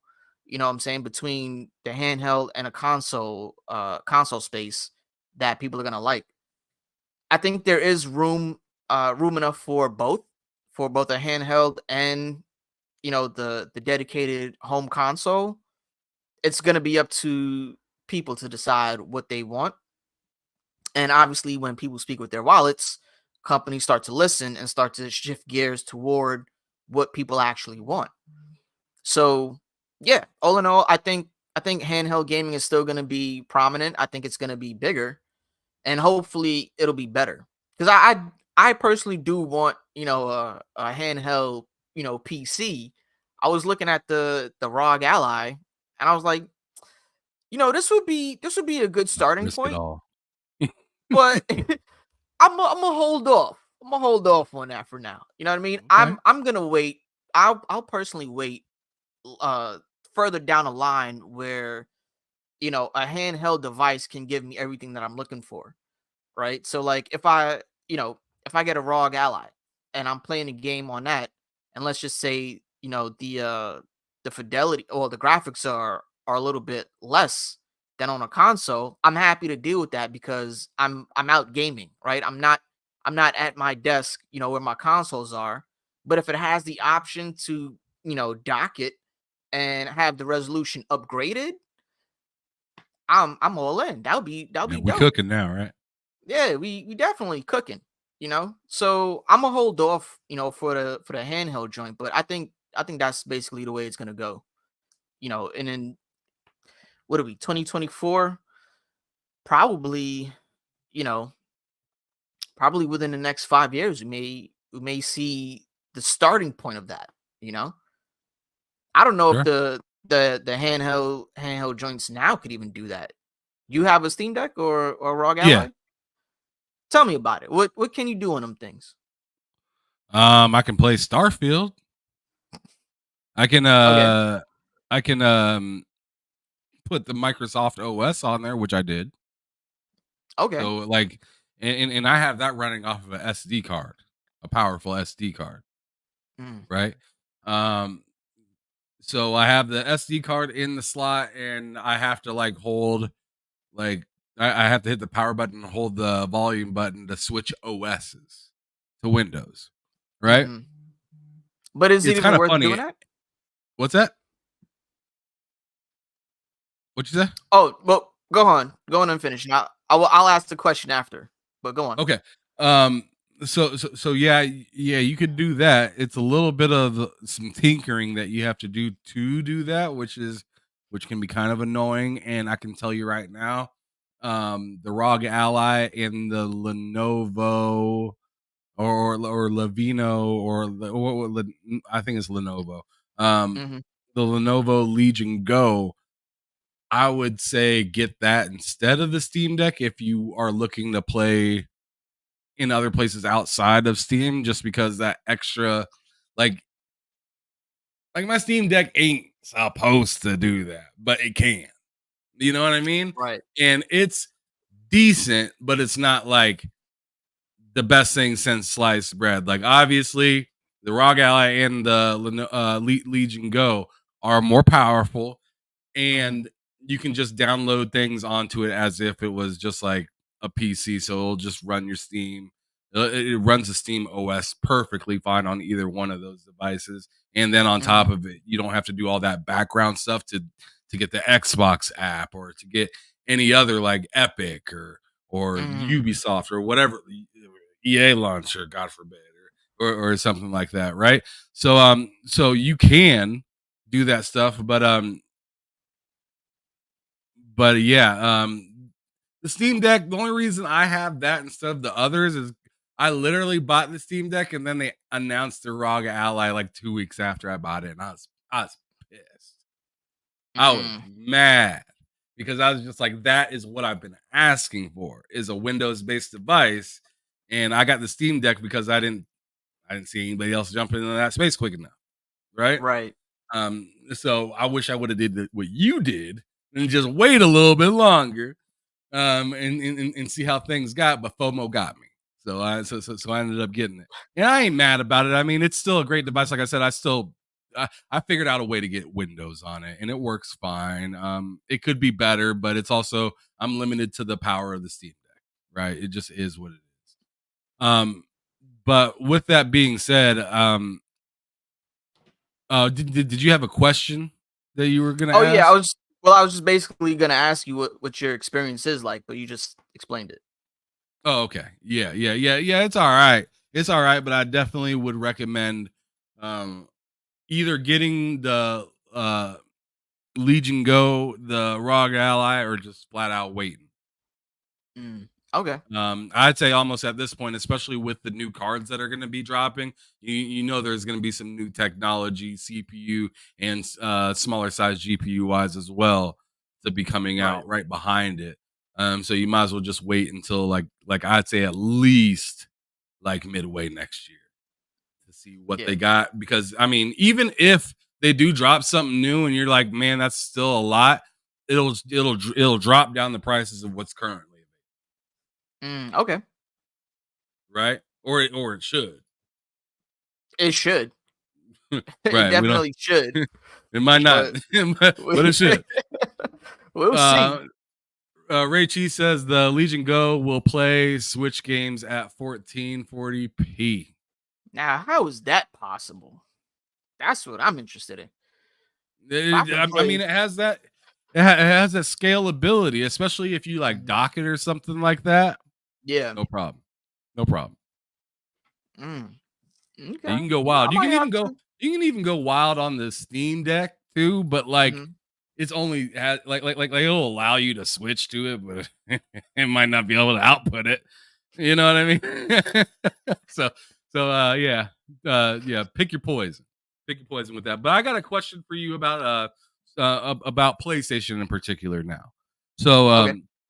so with PlayStation's new adaptation or further adaptation into the PC realm, as we were talking about a little bit earlier with the overlay that's going to be available, we see Ghost of Tsushima, the trophy system is coming Mhm. through and whatnot.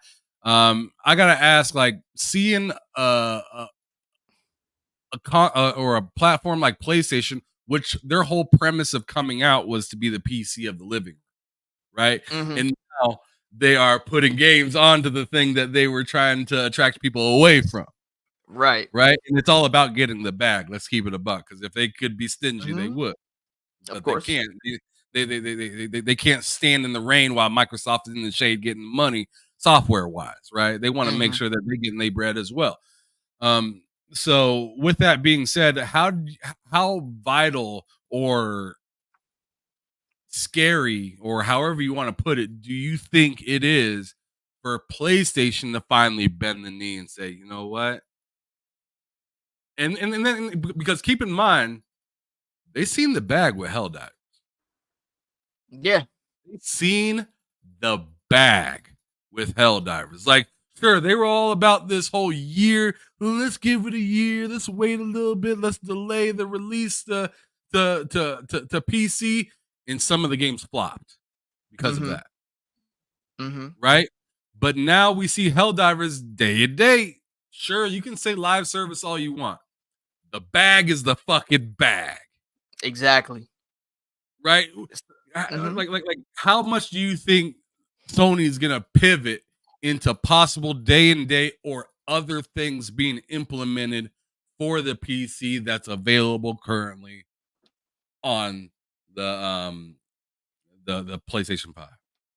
I think it's gonna happen real soon, and it's not gonna be a scary thing at all because before when people were talking about day and date, people were talking about day and date and a subscription service, right? As well as selling the game.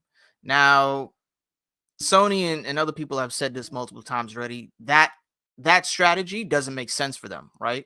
It's cannibalizing their sales if they put a game into a subscription service while also still trying to sell that very same game, right? It Yeah, and kills it. Xbox admitted to it as well. Exactly, right? So it's not a feasible strategy. But we've also seen Sony come out and try to expand their ecosystem because obviously, like we said before, PC gaming is a thing. It's going to be a major thing, right? And they want to be part of that major thing. So, and this is the whole reason with them making trophies accessible on PC as well, because you have it on Xbox, right? If you turn on your Xbox right now and you have your PC running at the same time, whenever you get an achievement, it pops up on your PC, right? So Right. It pops everywhere. Shit. everywhere, like It pops on yeah, your yeah, phone. It pops on the yeah. PC. If you got your Xbox on, it's popping over there. It's popping. Shit, if you running Windows on your fridge, it's gonna show up there too. You know what I mean? Facts. So So Sony wants that, right? And for them, day and date is not day and date in subscription, it's day and date on multiple platforms. They're still going to get the sale because that purchase, regardless of the platform, is still going to go to Sony.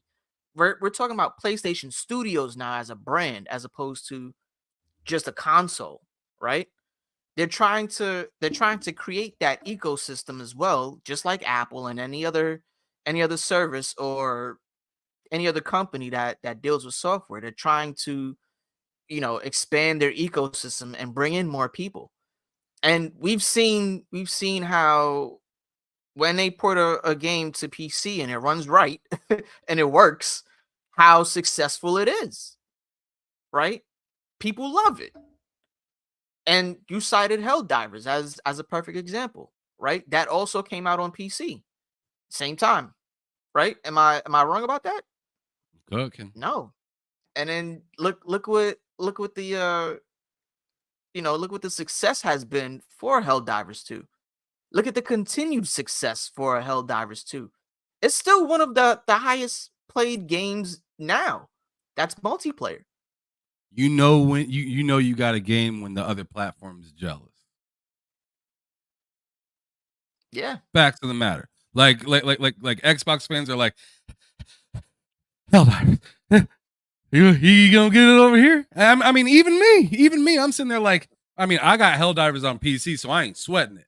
But I know Right. my cousin, I know a few other friends that have Xboxes that have been asking me, yo, is Helldivers coming? And I'm just like, I don't Yeah. know, dog. Nah. I don't know, dog. You might have to bend the knee to Sony and go cop one. But like, Right. but it just is what it is. And the same thing happened with Power World for PlayStation, right? And it's just like, at the end of the day, it's all about, do you got the game? Yeah. And Exactly. these and So these platforms are starting to take notice to that, like, yo, the platform, the console's cool, but I like being able to have an extra money after I buy lunch. right. The So Sony looking a little different. They making purchases, and people don't want to admit it, right? But they made the purchase of Bungie because it's gonna be everywhere and get that and get that bread, and they don't really have to oversee or say too much. Well, I think they also acquired Bungie because Bungie also has more experience in the live service market Ooh, than definitely. most people, right? So And they they were got like little looking. to no experience. like Say treacherous that again. experience. Say that again. Because I had no idea why the fuck they bought Bungie, man. They was killing me. Destiny. I always say it, man. Destiny was the game, right? That was one of Mm. my favorite games to play, and then Bungie fucking ruined it. They ruined it with the microtransactions. They ruined it with the formula for grinding and getting XP and gear. Like Destiny 2 made it hard. At one point, they made it hard. Remember, I don't know if you know or if you remember it, but an article came out about it. And somebody basically found out that uh in the source code, they purposely kept you like continuously grinding to get, exotic gear and stuff like that you were never really going to get. Like your chances of getting any of that from grinding all day was damn near zero. There was a 0.1% chance with you knocking out the raids and everything back to back constantly, you're going to get some good exotic gear that you don't already have, right? And people found that out because it was predatory. Because they want you to buy, what I mean? They want you to spend money in the game in order to get that gear. That's predatory. And I still don't understand what was the logical sense of acquiring Bungie just because on a surface level they may know some shit about live service gaming. Right. They don't And know you shit. and you see what kind of happened, with The Last of Us. And then Bro. on top of that, uh the last DLC for Destiny was a miss. It was a big miss. and people jumped out of that sucker real quick. And now and now they're trying to win good graces, and it's just like such an awkward look, right? Like imagine Microsoft buying, Bethesda or Activision, and once they get them and they ask them, hey, yo, put out what you got. I mean, it's to me, I mean, it's not as crazy, but it's pretty damn close to Redfall in my opinion. I mean, Ooh. I mean, the only thing the only thing that Sony can say is we didn't put out the game. Yeah. Yeah. That's the only thing Sony can say is we didn't put out the game. But yo, you bought a publisher,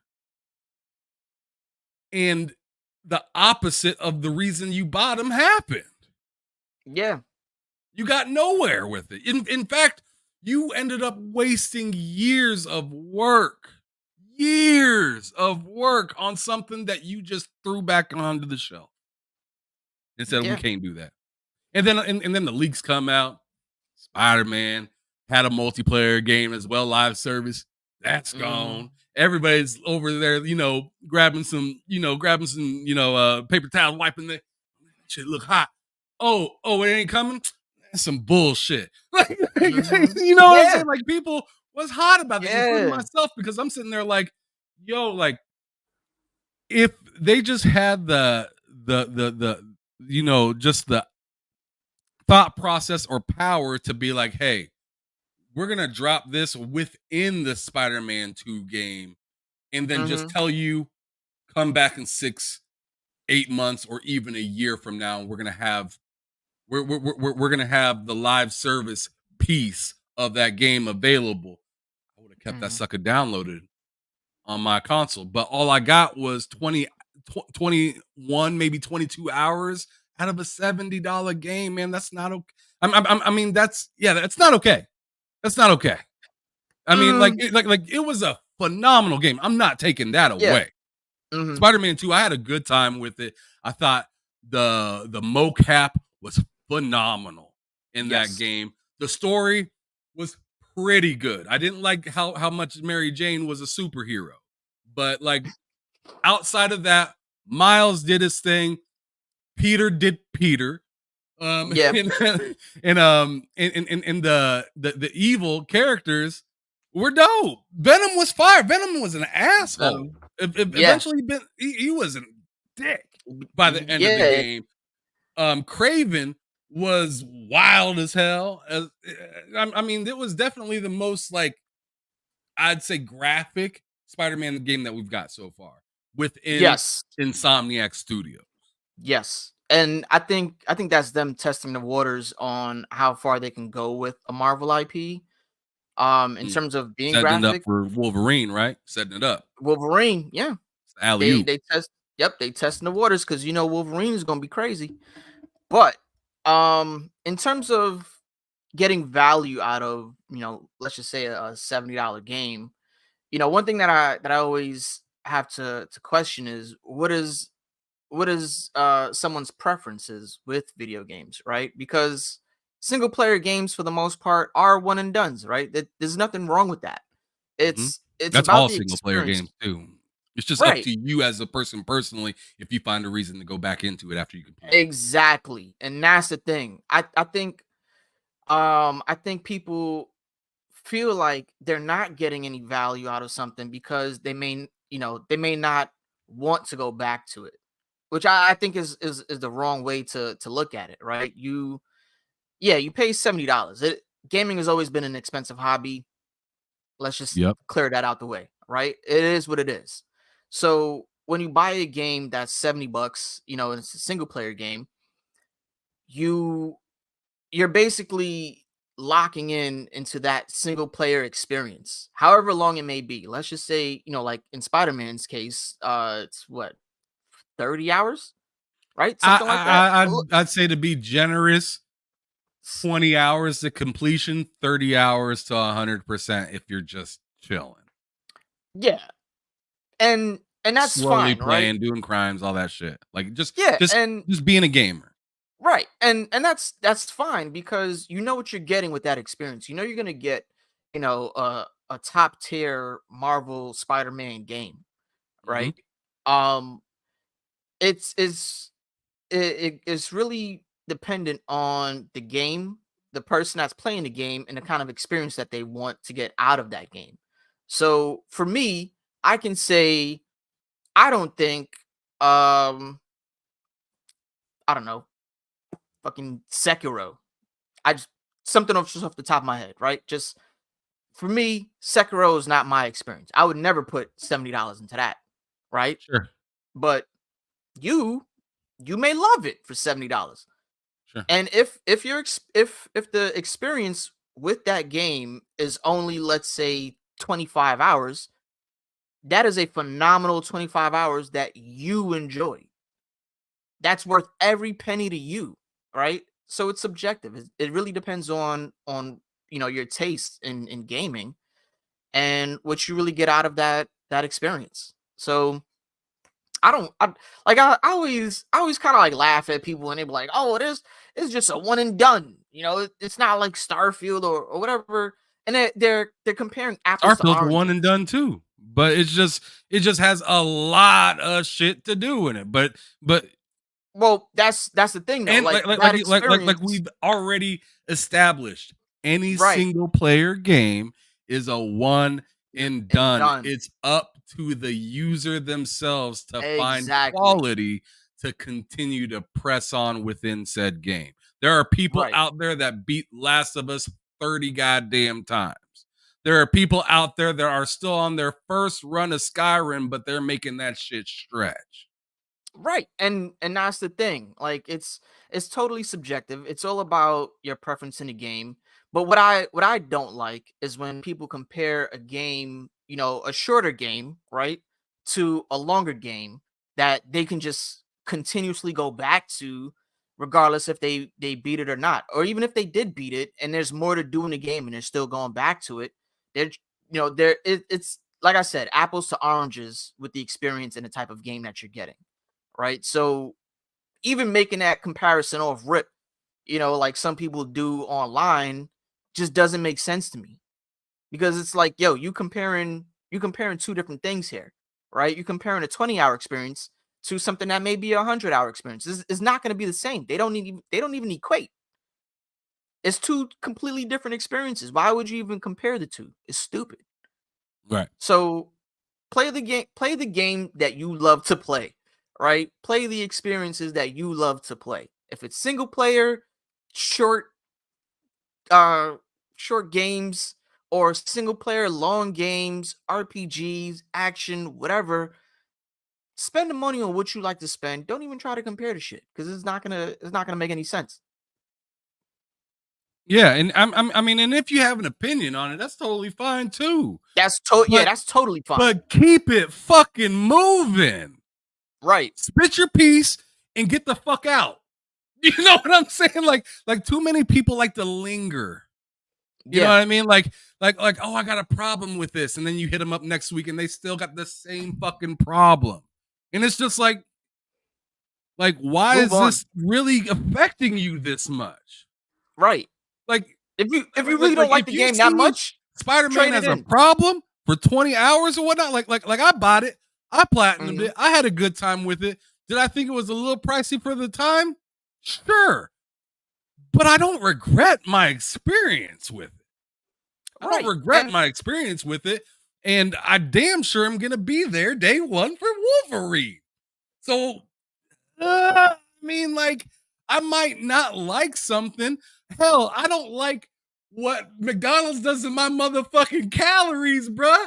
But when I'm hungry, I'm gonna get a burger. You know what I'm saying? Like, it just is what it is. I don't even have to Exactly. agree with everything that I'm consuming. But if I like it enough to throw that dollar at it, it just is what it is. You know what I'm saying? Like, it just is what it is. I mean, I don't like paying my phone bill. I don't like paying an extra $10 a month for my brand new phone, but that's the price of having a brand new phone. That's what you sign up for when you made the choice to jump into it.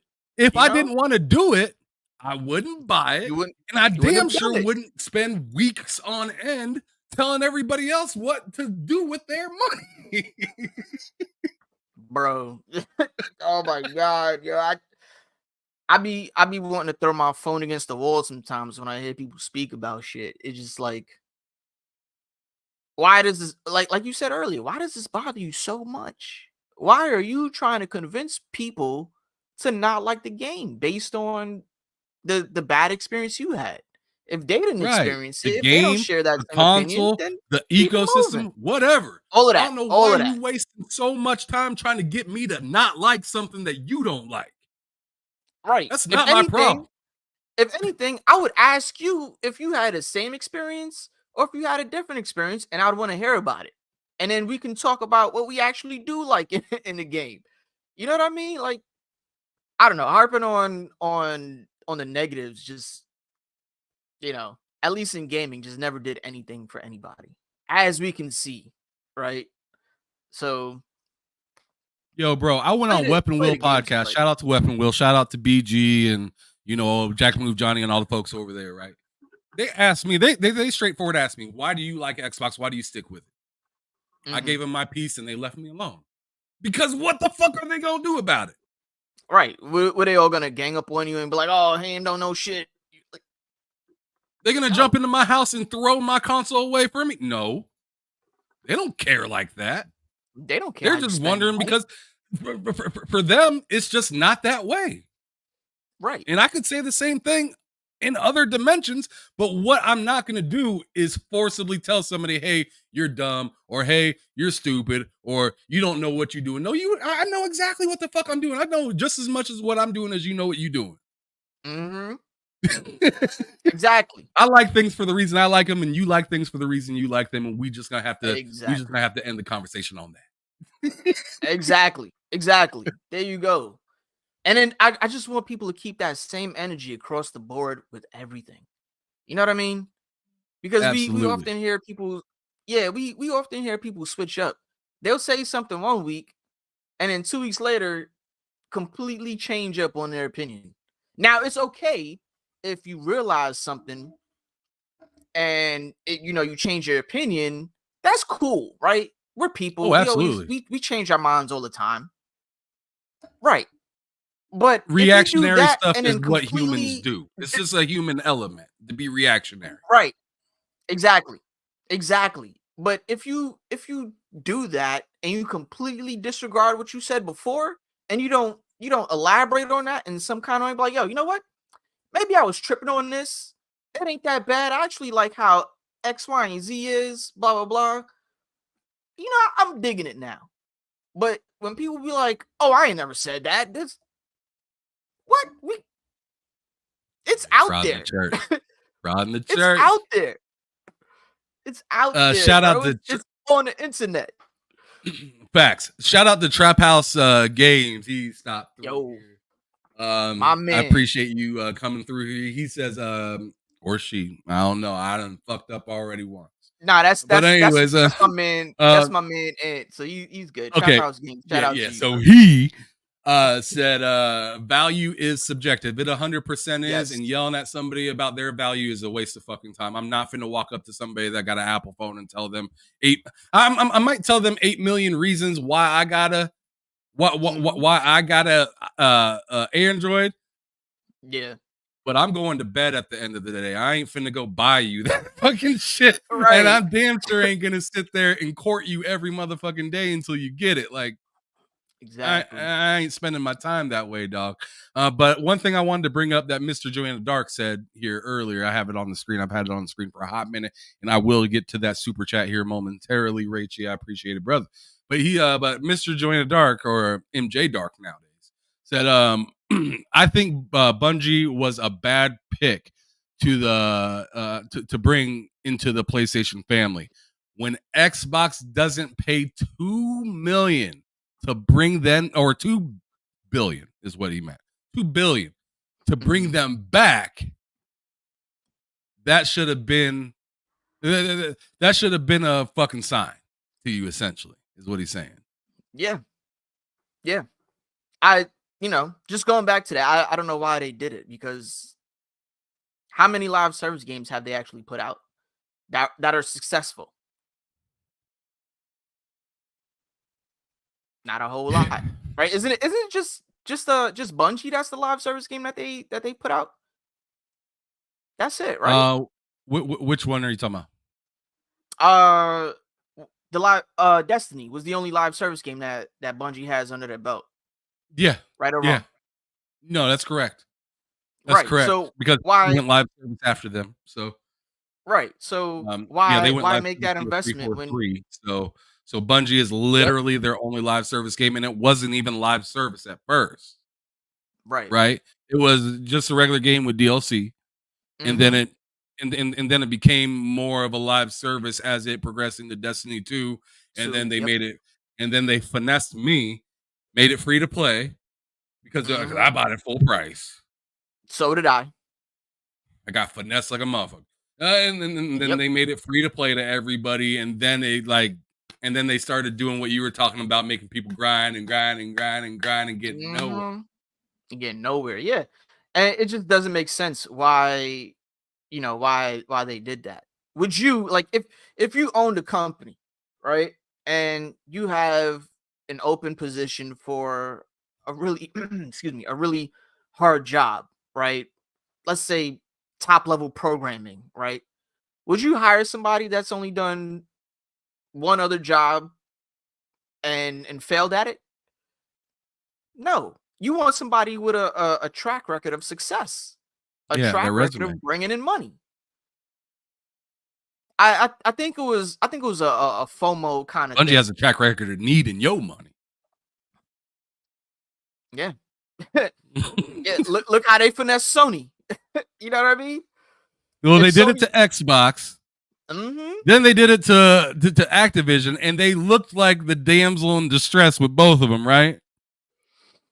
Yeah, well, I So think Sony pick them up, and they're like, "Ah, you just a yeah, hoe." yeah, it's I don't know, man, but if they are staying with PlayStation, management needs to change ASAP. Like management within Bungie needs to change ASAP. The whole practice and culture, all of that needs to change ASAP.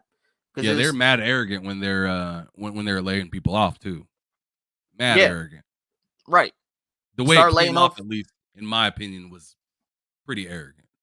yeah. So start laying off them top executives and see how they do. How how the top dude over there say we kept the right people? So disrespectful. You don't have to. Man, You didn't have to go online and say that. you didn't have to say nothing. Just keep quiet. I mean, just let time go by and do what you got to do. Keep your head down. I mean, don't bring any unnecessary attention to yourself. But they did it. Mr. Joanna Dark And in the chat says, I enjoy shorter games personally. Trap House Gamers repeats that statement, saying, personally, yep, I can't play a 130-hour game no more. I value my time. And that goes right back into what he said earlier. Value yep. is subjective. So a lot of people are currently, I know I felt the way I felt about Spider-Man, although I still bought it, and I'm more than happy to buy the next Insomniac game because I know it's gonna be hot. Mhm. Hellblade here coming for Xbox here soon, supposed to only be around 8 hours, right? 50 bones for 8 hours. Some people think that's a little pricey, but in my opinion, it's just like, I I'm feel sorry. the same way where I wanted it to be a little longer, but at the same time, if that's what they want to do time wise for a game, whatever, because that's how long that's around the same amount of time run time as the first game. Okay. But this granted, that first one was an indie project, right? Right. Why and that was the introduction into what is now a franchise. So cool. 8 hours of the first one, cool. Because at the time it was only what $20 when it came out. I don't know. Because it I'd have to look because that it up. yeah, I think it came out digitally first, and it wasn't expensive. So to charge full price for a sequel with the same exact runtime, I mean, it's so subjective, but I wouldn't do it. I know that motherfucker's gonna be on Game Pass day and date, so that's how I'm getting it. Yep, that's just the way it goes. That's just the way it goes. Yeah, And as Trap House said, as we all alluded to, it's up to you at the end of the day. We could sit here and tell you exactly. don't do it, or we don't like it, or we don't believe it, but we ain't paying Yeah, it's your bread. Do whatever you want to do with you. Exactly. Ray Chi with the $2 Canadian said, by this logic, Valhalla is the best Assassin's Creed. Because bang for your buck, time wise, that goddamn that game long as hell. Yeah, God, I still haven't beat it, yo. Like, I don't even know if I'm halfway, and I already did a whole lot of shit. You know what I mean? Me and Catalyst, we were actually playing it like at the same time and talking about it and stuff. And she was actually giving me some tips on how to beat certain enemies. And she's sunk in mad time in that game, and she's not even finished with it. I ain't doing that shit again. 130 Yeah, hours. I'm good. that's I'm that good. persona time right there, man. See, but at least Persona is a little bit more of a hook and keeps That things story's interesting. tight. The story's Yeah, very tight in Persona, as to where Valhalla is just like, I gotta travel all the way the fuck over there. bro. Yo, that's when you don't have fast travel, it's a headache. I'm telling you that right now. Mm, It's a headache. that's a fact. But But yeah, Mr. Or MJ Dark says, TSWS Gaming, I am enjoying Rise of the Ronin, but I personally don't think it's worth 70. But the game is fun, and I hope and hopefully it goes down in price. See, I I co-sign this absolutely. I haven't played the game at all, but just by the way it kind of looks and what it is, and I mean I'm privy to Koei Tecmo games. Like, I really enjoyed what was the one that just came to Game Pass just a year or two ago. Damn, why am I forgetting the name of that damn game? Uh, the Wolong Fallen Dynasty. oh yes, yeah, That game was hot. I had a really good time with it. I wouldn't have spent $70 on that joint either. yeah. It was a really good game, but like, to me, not every great game needs to be that $70 price tag. And if anything has shown us that this generation, it's some of these great games. Power World, what was it? Uh, Helldivers 2. Mm-hmm. Both of them about $40. Yeah. And and a lot of people are finding more value in those games than they are with some of the $70 The ones. $70 joints. Yep. And Sony sees that, Microsoft sees Mhm. that, and they both shifted. You seen the leaks with Insomniac saying, "Hey, we're gonna dial our games back maybe a little bit and make them $50." Hellblade I currently I $50. actually didn't see that. When did that happen? Yeah, that was in the leaks. I That was missed in the that one. leaks. They said that they were gonna cut part of the content for some of these games, and instead of making massive games, make them Yeah. shorter and cheaper in price, Okay. in hopes that they'll sell more because of that $20 cut. Right.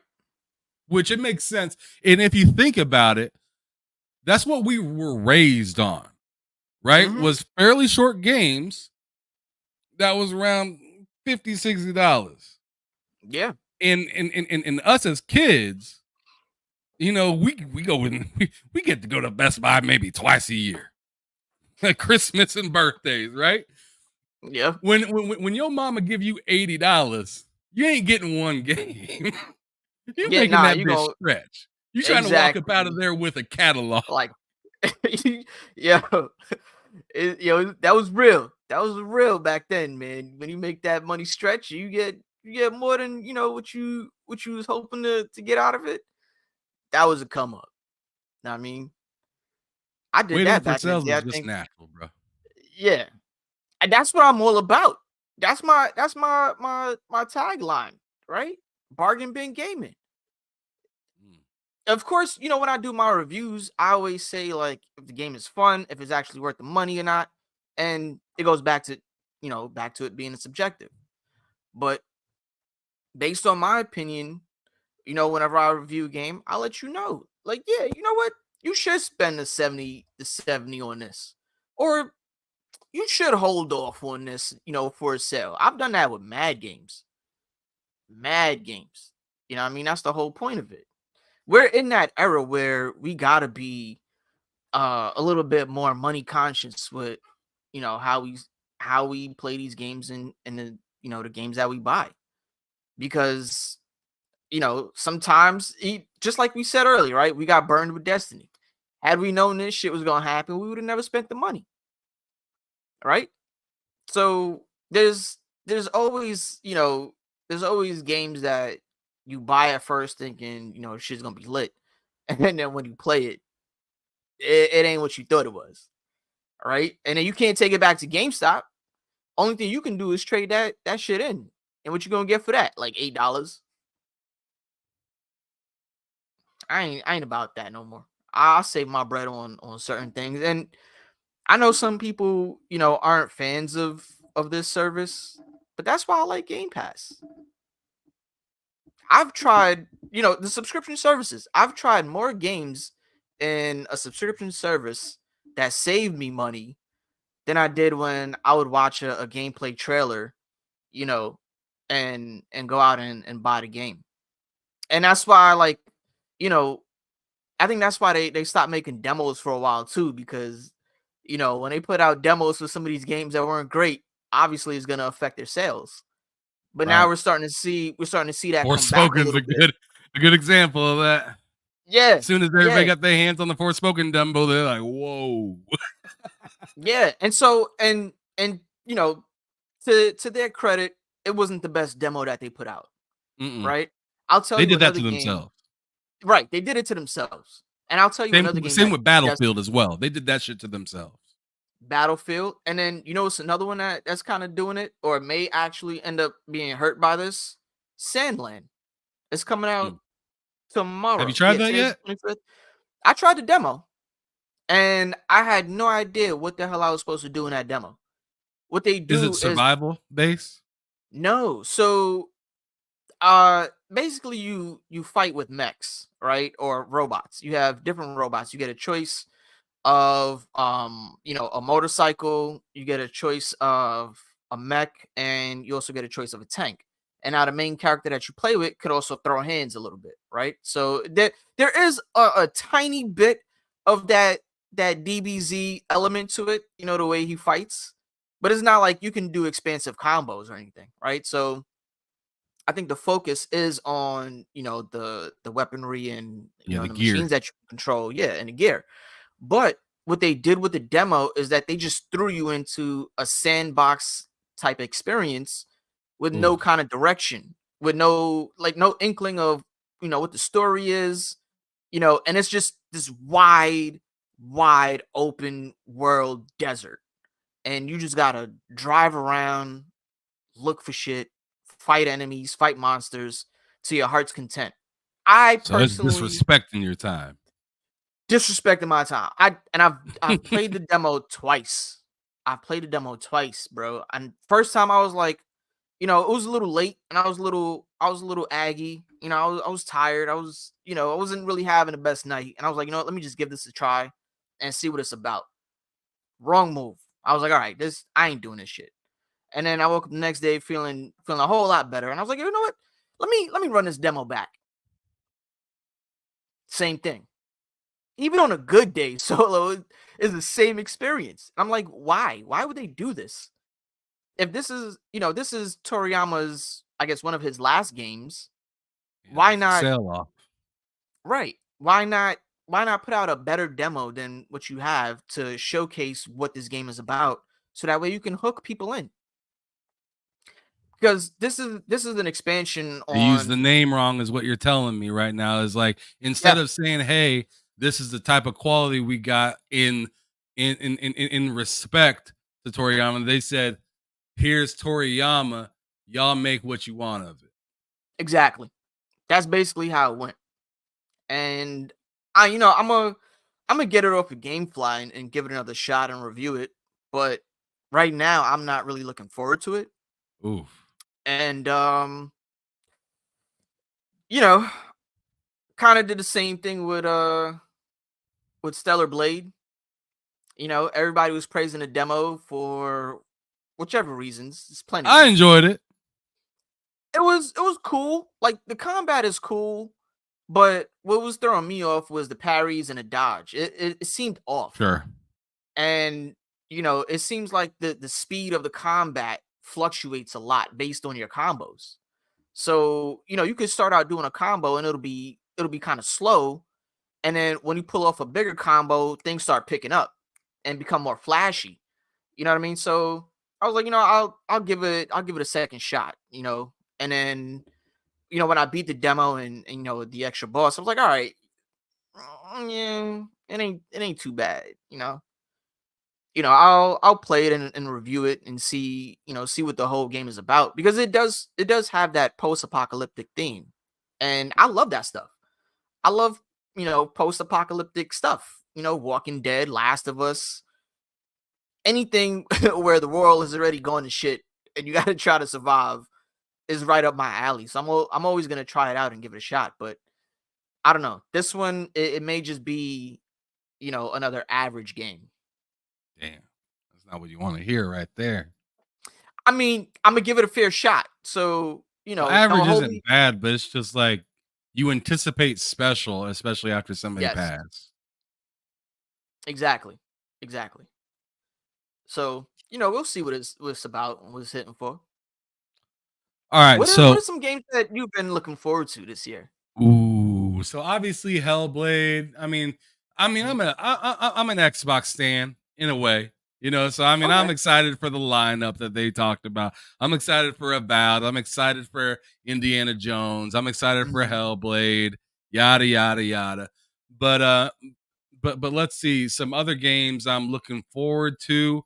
I'm interested in what that Black Myth is going to be like. Yeah, me too. I know it's gonna be difficult as shit, but I want to try it. I'm also interested in what that Star Wars is gonna be like, right? Because Outlaws, was it? Yeah, that looked good. Actually, I'm a bit flustered because I still don't know a specific release date, and they ain't really say shit. And I'm hoping maybe when I get off of the podcast, maybe they did say something, seeing that's the NFL draft today. But I've been looking forward to that goddamn the NCAA football, bro. Like they talking about bringing it back, right? And every time they give us a little promise, oh, it's coming, but it never comes with a date.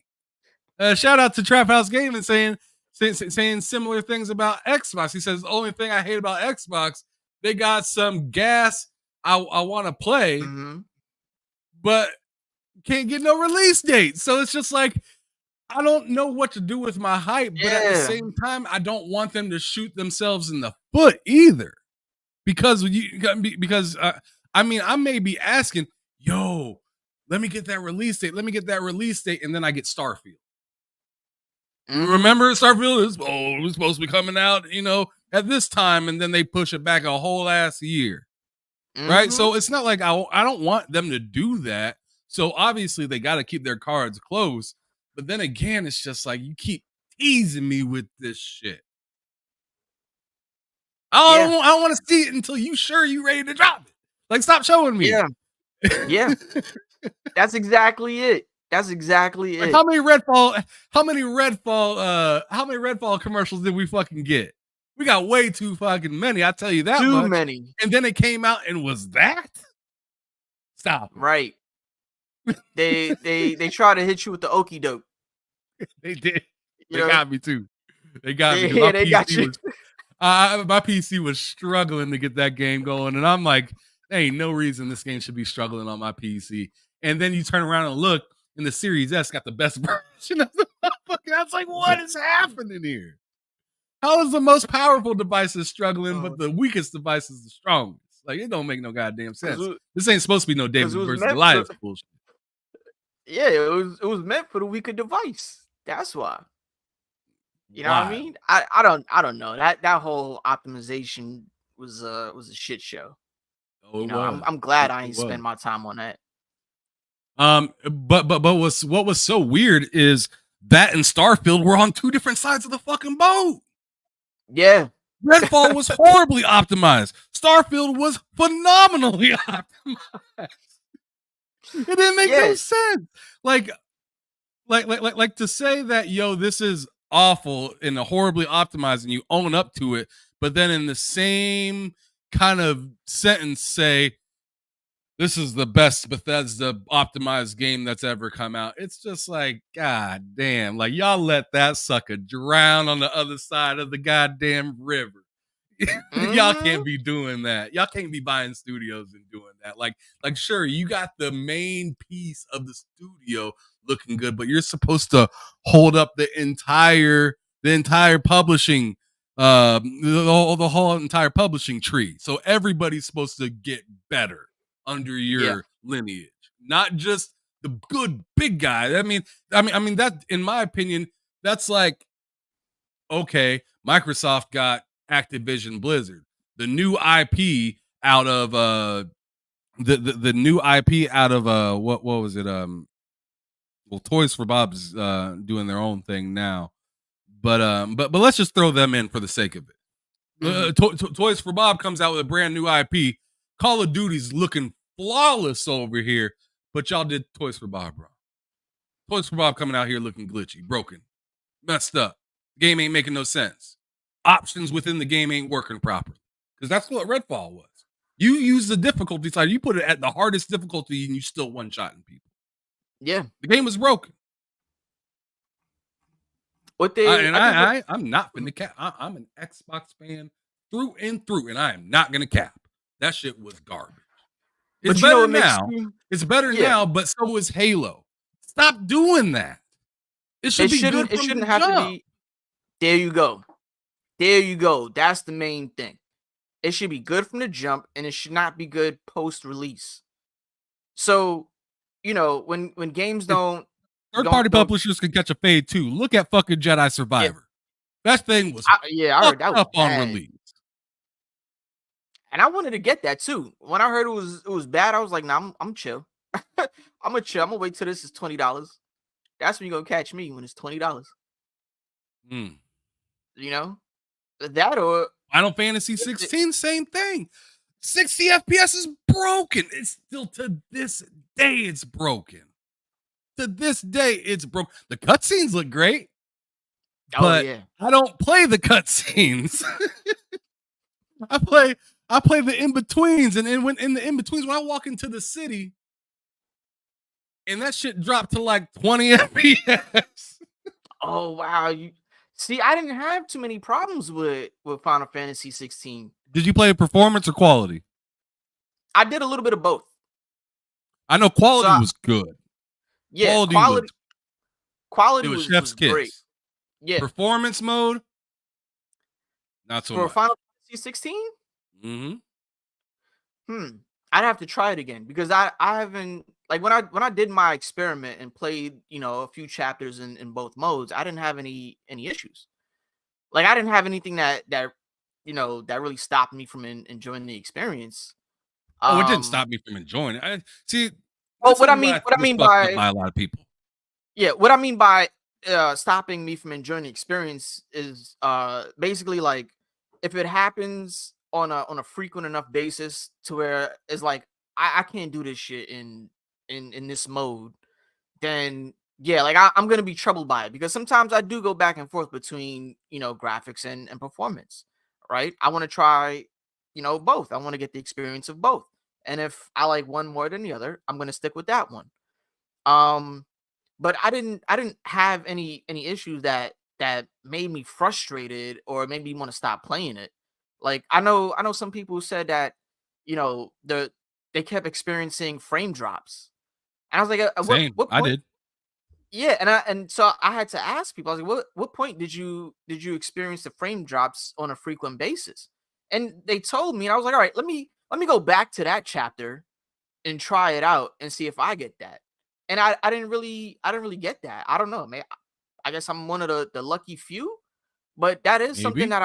that I've heard that, people wasn't really feeling the mode. And I was like, Nah, nah, and I didn't put down the game like that. Like, I yeah, also didn't finish it. I need to still finish that joint, but because it's a good game. It's a fun yes, game. It's and I feel terrible for saying this because it's fun to me because they westernized the hell out of the yeah, game. they, yeah, they they westernized the hell out of it, and I'm like, oh, this is my type of joint now, hacking and slashing. Let's get it. I like that, but I could see why a lot of people were just like, oh, yeah, this is really far away from where we came from, and it's different. But in my opinion, even with the wild shit that Yoshi said, even with that hmm wild shit that he said, it was still my favorite Final Fantasy game that I've played so even with the okay, performance issues that I had. I just threw it on the quality and kept it pushing. I was just like, yeah, whatever. I'm just yeah, because it just is what it is sometimes with certain games. I did the same thing with Jedi Survivor too. That 60 FPS was broken. I just put it mm, on quality and kept playing. And okay, on top of it, and a lot of people be, hey, want you to play it on PC? It was broken on PC too.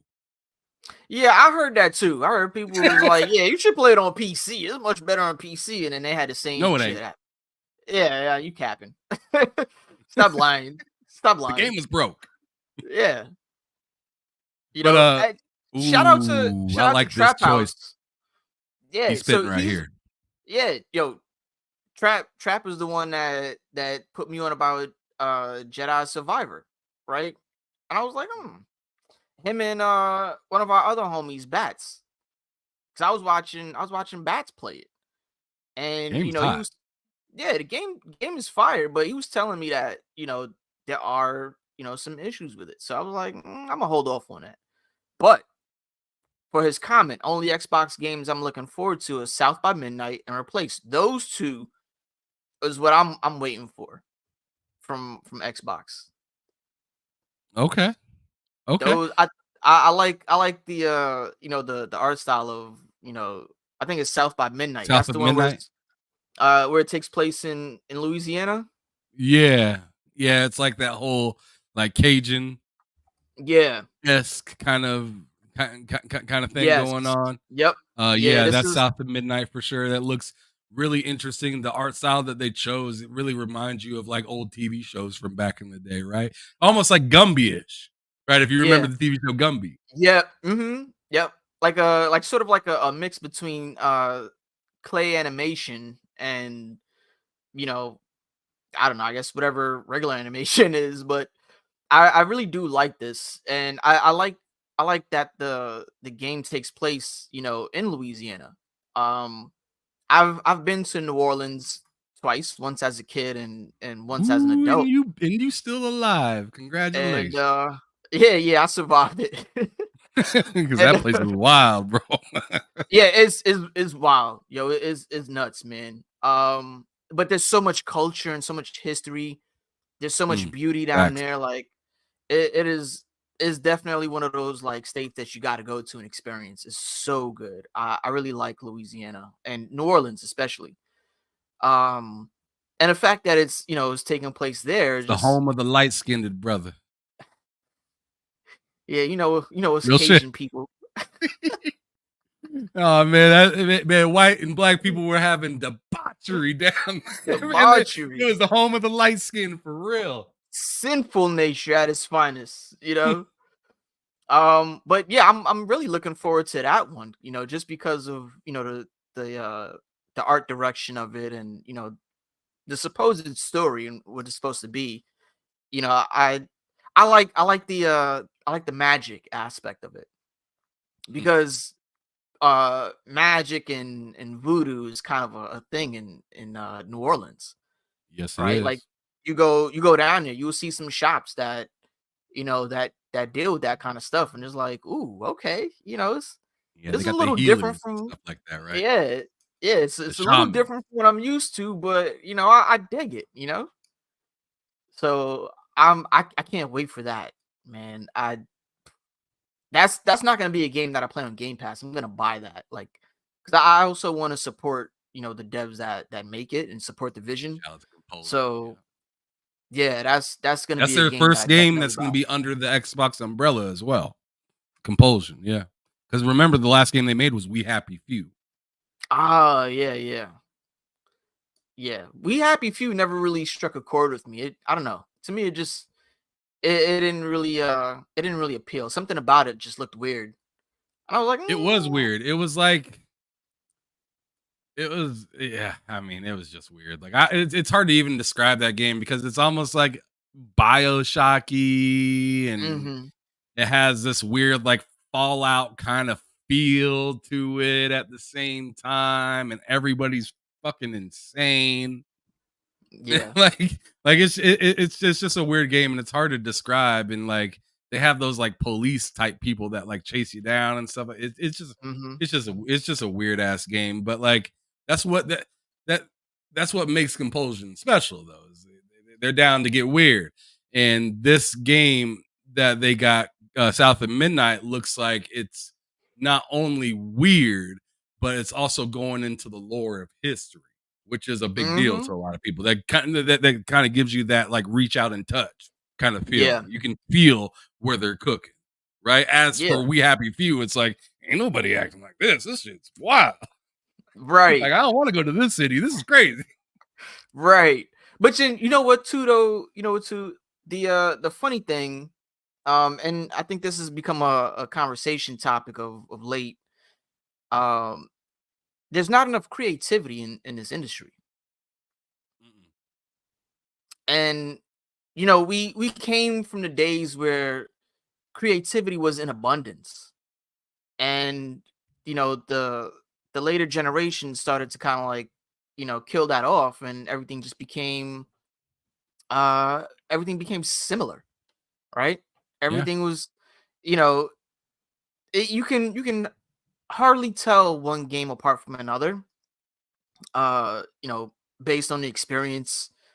I've played quite a few games, and I've had that experience where it's just like it's out of sight, out of mind, right? There's very few sure. experiences that actually stick with me, from whatever game that I'm playing. And when I do have those games that have a great experience that do stick with me, I cherish those. And that's because the creativity was at the top. You know what I mean? For that game, and that developer, they really got into the bag with that. And nowadays it's just like, everybody wants to kind of like play it safe. Take chances. You know what I mean? Go back to the old days where, you just throwing shit at the wall and see what sticks. Nintendo has done that plenty of times. Look at how innovative they've been, right? Like they are not afraid to experiment with certain things and certain ideas. And Right. that's what we need to come back again. We need that fearlessness of experimentation, that fearlessness of creativity.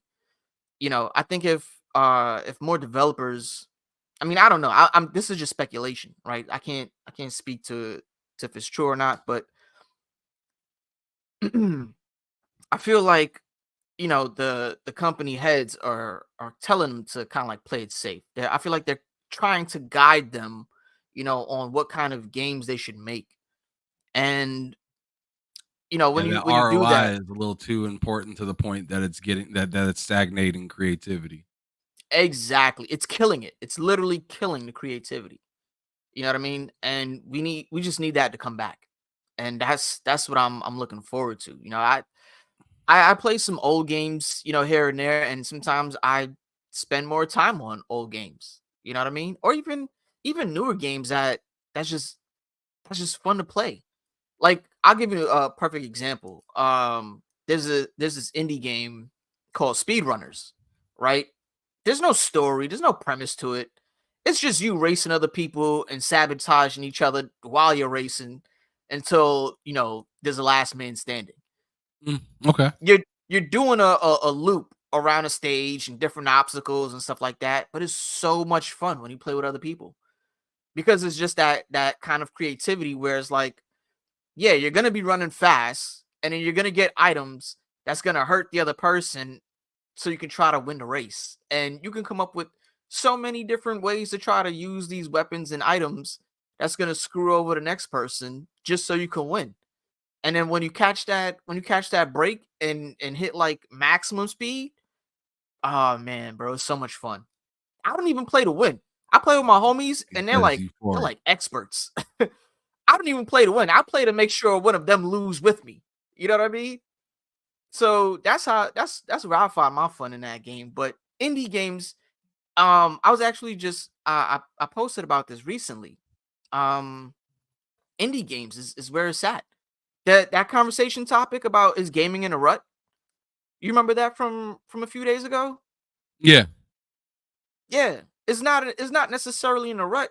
It's just that nobody's palate is expanded enough to, dive into games that are quote unquote unsafe.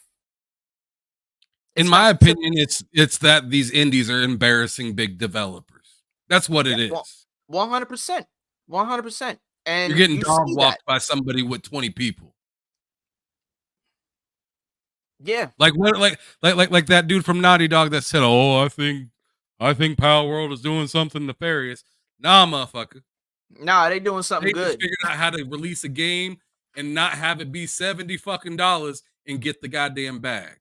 Y'all went out, spent years on a project that y'all didn't even release.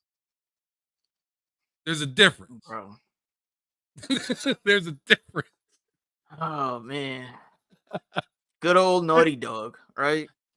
No, the shout Naughty Dog is one of the best out there to do it, man. But no, it ain't. But like, no, it ain't. These big companies are just jealous of what people can do with small. Like they're jealous because they're so willing to give up on new ideas in the snap of a finger. But then when somebody else, some random company comes out of nowhere and they're like, "This is our passion," right? Mm-hmm. And they come out with it and it hits. They're like, "Why can't we do that?" It's because you just threw everything. You threw everything and the baby out. You threw everything out, and then on top of it, like people try to use that excuse. Oh, well, they tried with Forspoken and it clearly didn't work. It wasn't nothing wrong with Forspoken. It was the way you guys rolled out that red carpet. That shit was nappy and gross. Mm-hmm. Y'all didn't wash that shit before you rolled it out. That shit was musty. So like you can't do that and expect people to just want to throw their money at you. Right. You gotta and it shows respect, and they'll show you respect.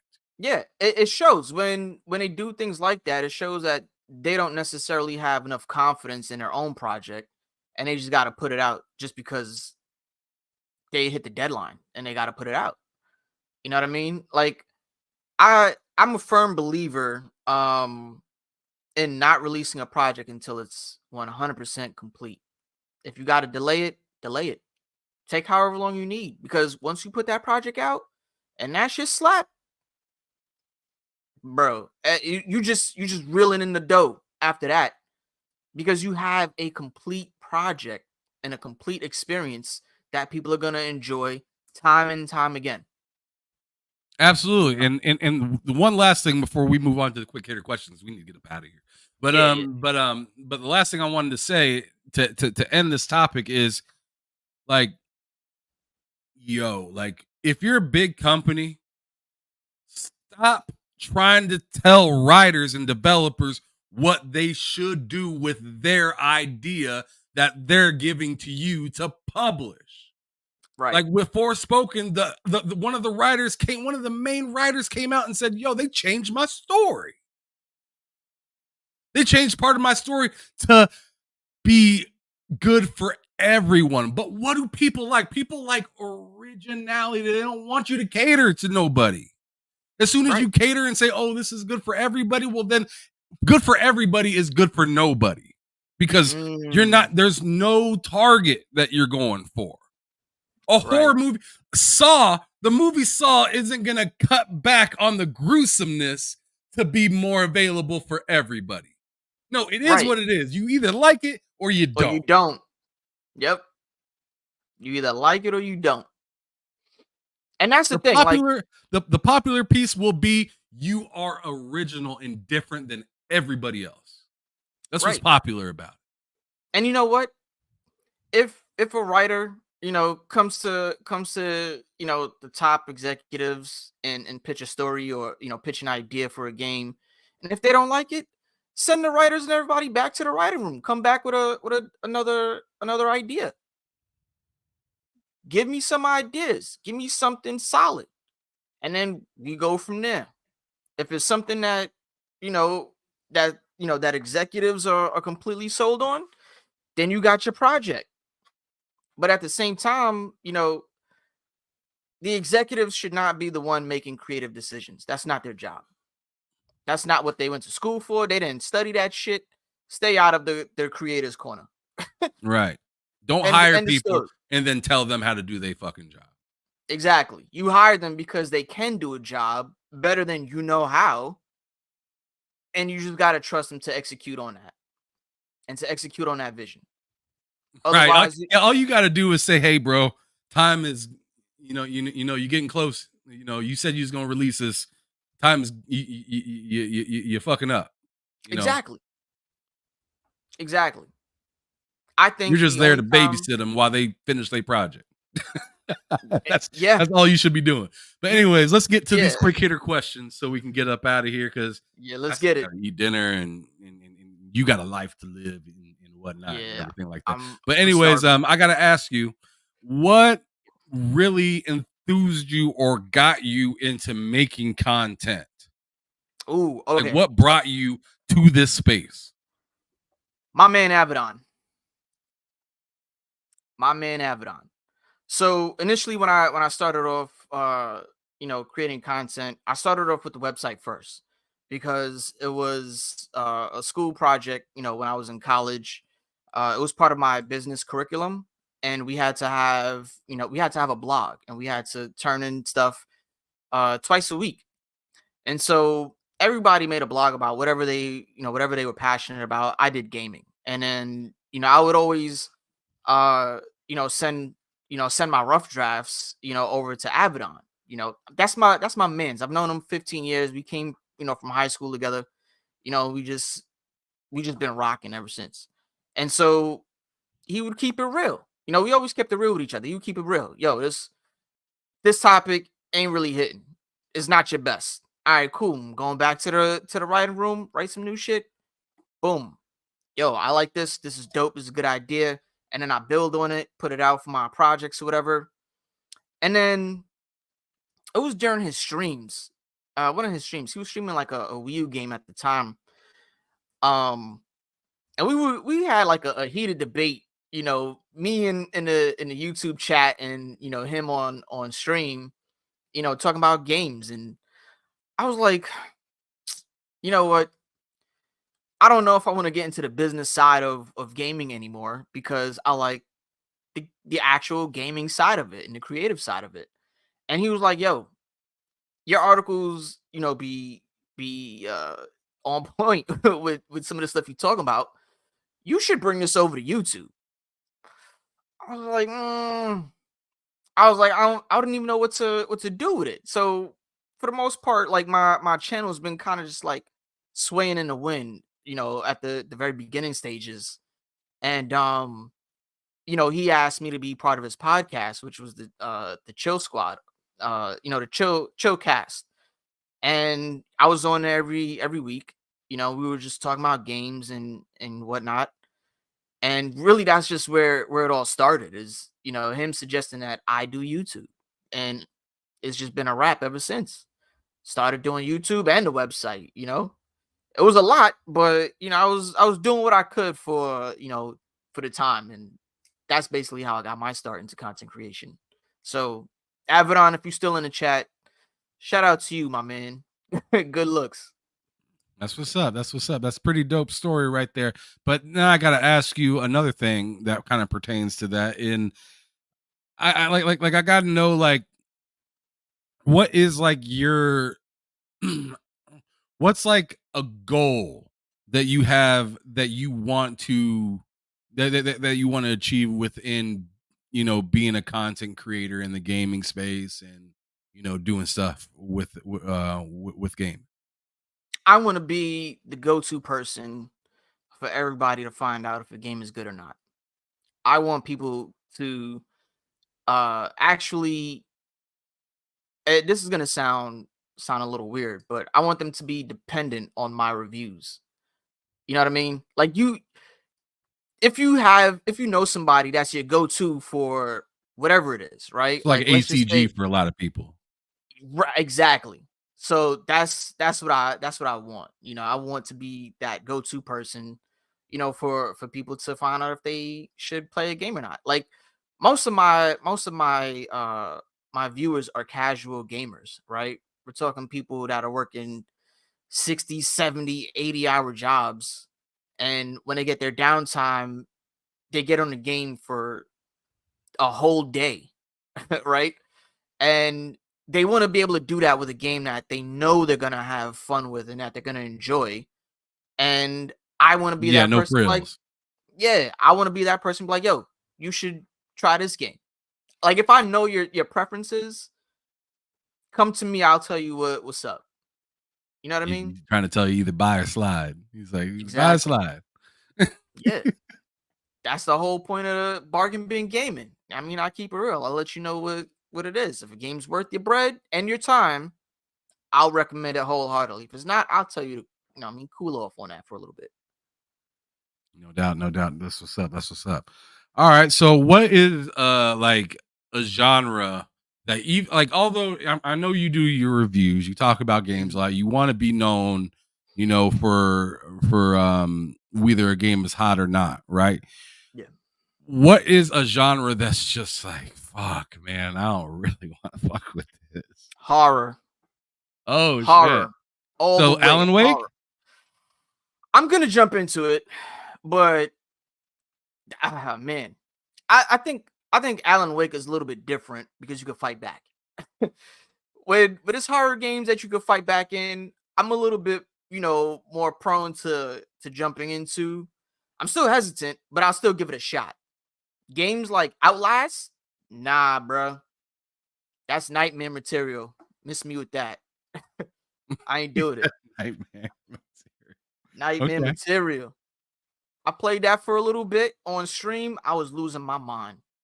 Scared out my scared out my mind with that one. I was just like, nah, I can't do certain horror games. I can do, but across the board, generally, horror is one of them genres that I just don't really do. Okay.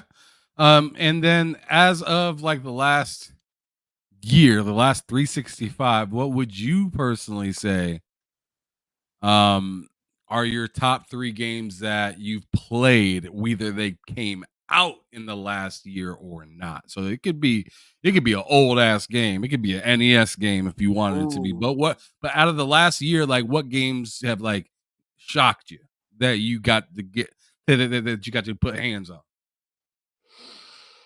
Mm, shocked me? Well, I would say for one, Rob Spider-Man 2, 'cause Riggle I out didn't here with the disrespect. nah. um, the reason why Spider-Man shocked me because I didn't expect him to be that graphic with Venom and what happens in that game. So that was a shocker for me. Um, other than that, man, I don't even know. I don't have a whole lot of games that really shocked me. Um, remember what I was saying earlier about certain experiences that stick with you no matter what? Yeah. I didn't have too many of those within the last year. I mean, Mm. Final Fantasy VII Rebirth was great. I really like that. I really like that game. I gave that a 9 out of 10. Spider Man was also a 9 out of 10 for me. Um, Persona 3, whether it's Reload or P3P or even I haven't played the original, but I started Persona 3 with P3P through Okay, Xbox portable. Game Pass. And I really loved that. I loved how dark it was. Um and I love that they were touching on a lot of different themes in that game.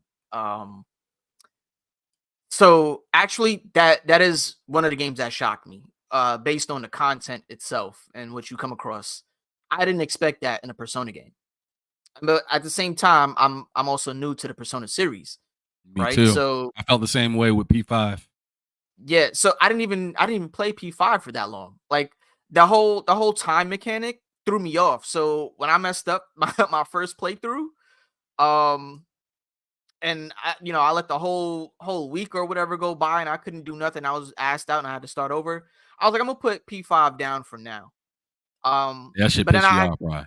Yeah, it did. But at the same time, I didn't understand the mechanics of it, right? I didn't understand because I never really played a Persona game. So I went as far back as I possibly could on, current gen consoles, and you know, P3P was a start. And I just jumped into that and started playing it. And I really fell in love with, P3 as a game, and Reloaded is fantastic. And It it's is. actually yeah, it actually motivated me to jump into the Persona series as a whole. And at some point I'm gonna start from P1 all the way up until P5 and continue playing the new games that come out. So yeah, it really just what was it, just two games that really shocked me. Spider-Man with the Venom thing and Persona 3. Okay. Fair enough. Fair enough. He says fuck the third. Got Yeah, I it. didn't so really have a third. So. I gotta ask you now, what is your Mhm. favorite studio, video game studio, and what video game from that studio best represents it? I don't have one. I'm gonna keep it a buck. I don't have one, bro. I don't pick favorite studios, right? It's more about the games and the experience that you get.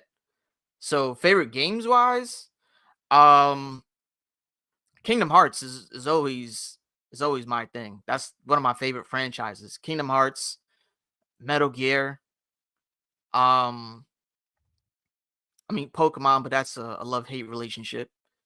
Sure. But as far as a favorite studio, I can't really say I have one because I think when you say you have a favorite studio, you're kind of putting them on a pedestal, right? And if they put out a project that you don't like, you start to feel like they let you down. I don't ever want to have that experience where somebody's let me down, right? So if you would have asked me maybe 4 years ago, 5 years ago, maybe I would have said Naughty Dog because Last of Us is a fantastic game. I absolutely love the first one, right? And I really like Last of Us 2. But look at what they've been putting out. Remakes and remasters. I don't want that shit. Is rehashed old projects. So if I were to say Naughty Dog, I would have been let down tremendously. But yeah, that's pretty much it. Fair enough. Okay. Um, if you all right, so we just got done talking about a lot of past stuff, and I gotta ask now, if you were to revive two dead IPs, Ooh, what would they be? ooh, one of them would be the Warriors. I need Ooh, I let's need go. Rockstar Man, to that bring back right there, Warriors. Man, that right there on Rockstar's I could engine would be nasty, man. Oh man, Yo, that I game can was play so that hot. game. I can play that game anytime and not get tired of it. The All Warriors you is one of boppers my out my there. favorite Yeah, that shit games. was hot. Especially if they remake it and they keep it with the multiplayer aspect, bro. I probably that'll probably be my only game for like the next 2 years because I'm a fan of the Warriors. You know, so I love that game. I would really love for them to remake that one from the ground up. Um God damn, another that's a one, fact. another one that I would like, Sonic Adventure 2. That was another one of my Okay. favorites, from the Yeah, with Dreamcast Shadow. era. Yeah, with Shadow. And then, when they brought it over to the GameCube, Yep. it was great. Yeah, I And think that was Battle, right? yeah. Mm-hmm. Yeah, Sonic Adventure 2 Battle was the GameCube one. And yeah, those are the two games that I think I would want a revival of. Um Sonic. What was the last Sonic game?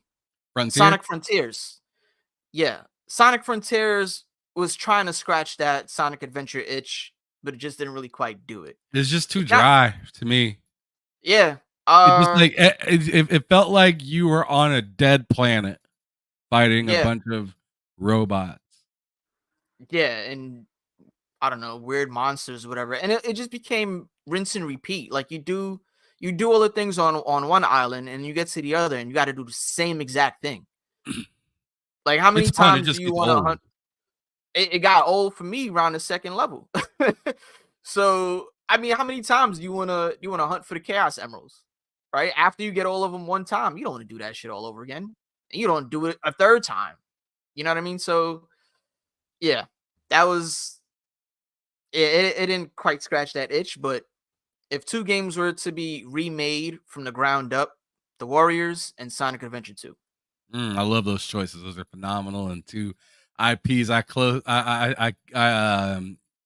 keep near and dear to my heart, especially Mm, the Warriors. Like Sonic 2, that's a hot game. One of my yeah. favorite Sonics of all time. Easy. Mm-hmm. But if not my favorite Sonic of all time. But that Warriors game was Oh something man. special, man. Jacking those car systems and Oh robbing man. the stores and jumping folks and taking some flash to continue to fight and like and all the like the character like the character the way the characters kind of came up. It Mhm. was very similar to the movie, but it Yeah. gave you much more than just what the movie could provide, right? Mhm. So it was just like, man, like I feel like I can really go out and just. I mean, it was that Rockstar loop where it's just like, do you want to do the mission or do you just want to go fuck some people? Yeah. Yo, real quick, have you ever fought all of the baseball furies? Yeah, of course. Dudes with the bats, Yeah, in the the park, painted faces. Van Cortlandt Park. When they're chasing you, you have Hell the, yeah, the choice to fight or run. it's awful. Yeah, yeah. Oh yeah. Me and That my was me and one of the my, hardest my fights in the game. me and my best friend who was playing it, right? And that's one of our favorite games, like of all time, to play together. And the first time we did it, we got destroyed. And we was like, all right, we're gonna re-up on some flasks, and we're gonna come back, and then we're gonna body everybody. And literally that gang is like literally 20 people against the two Right. of you. So, you know what I mean? We was just in there back to back, you know what I mean? Just bare knuckle brawling in Van Cortlandt Park. It was great. It was Assassin's I Creed re- before Assassin's Creed. yeah, yeah. You Actually, when you you think about it, you trying to have that balance, punch this person, punch that person, tackle this person, body slam, yup, kick them while they down, elbow this person behind you, yup, you know, yup. Throw them all over the go into place. rage mode and start whooping everybody's ass and Yo, that you that the was screen turn yellow. Yeah, man, yep. I remember that joint. That joint was That hot. was that was the best, yo. And the That was the soundtrack was best. hitting as well. Oh yeah, definitely. And then, and Nowhere like to you said, run. like you said too, right? It gave more context to the story of the Warriors and how they came up. It was part of their origin story. So that was cool to see. I have an autographed picture of it's not Cochise. Damn, I Is it forgot the the white dude? character's name. No, it was the black dude. Oh, Um it was it to do with the bandana? yeah, I I have don't remember his name off the top of my head, but that it's dude not was dope. He Cowboy. was like the leader. No, I think Cochise was the leader. Cochise was the leader that ended up dying when y'all had to leave him and head back to Brooklyn. I think he died in the very beginning of the movie. When they set the Warriors up. I think Cochise was the one that died. It wasn't Cochise, it wasn't Rembrandt. Rembrandt was a light Yeah, skinned black dude with Rembrandt the was the afro. fro. Yeah, I forgot. Damn, I forgot the other guy's name, but I actually have his autograph and a picture of him. He signed it at a Comic Con, um, at a That's Comic hot. Con signing. So he was the only one out of all the Warriors. He was the only one that would do it. So I was like, yo, you know what? I just got to get a picture and an autograph because I love the Warriors, and I like this character a lot too. So I had to get it. So what's sad too is that I don't think a whole lot of people know about the Warriors because anytime he does events, like autograph signings and stuff, he doesn't get a lot of people. I'm just like, wow. It definitely doesn't help setting up his station next to Power Rangers. I'll tell you that much. No. It don't help. But yeah, those are the two games, man. Those were great. Especially since the Green Ranger gone. It don't help. Man, oh, yo, real quick. Crazy story about him. I was at Comic-Con and they were supposed to go on lunch break for like an hour, right? And his line was super long. And when the people at the Javits Center, they were like, yeah, everybody's gonna be on a break for an hour. The whole line was like, oh god damn it, we've been standing here for so long, blah blah blah. My man's came from behind a table, basically ate a power bar, like scarfed it down, crumpled up the wrapper, and he was like, all right, lunch break's over. Chucked the wrapper and got right back to signing autographs. People lost their minds. Yeah, that was like one of That's the what's best up. things. That was one of the best things I've seen him do at a convention. Obviously besides like the kicks and the poses, like he would actually do the kicks. Like, my man's was fit. He could definitely throw a few kicks. He was always about the people. So R.I.P. to Jason David Frank. Yeah, man, That he was was good. hot, and he actually used to partake in the. I mean, I call it a sport, but what Mhm. I used to do for work back in the day, he used to be really big into skydiving Yeah. and stuff like that, and he used to he knew how to fly really well in a wind tunnel, and I used to Mhm. actually be a coach for people flying in wind tunnels, and that shit, like it's nuts. Like I don't know if you've ever seen that shit before, but it's pretty Yeah. hot. I've seen it. I've just never done it. That's another thing that I want to do though. Man, I mean, Wind tunnels. yo, you tell me what you need, and I'll tell you what to do. Like, Bet. just holler at your boy. I'll tell you what to do, where to go, what to spend That's what's up. I appreciate to that. get your mind right. Because I used to coach that shit. Like, that shit was something I absolutely loved to do before I hurt my back, and I hurt my back just taking classes. I didn't hurt my back flying, actually doing the Mm. damn thing. But I hurt my back uh, actually taking classes. But like, this is what that shit used to look like. Man, that shit was Yo, that's crazy. yeah, that's me actually with my boy Craig. Me and him used to fly together all the time. But I'm in the red suit. You can see my big ass there, his little skinny ass.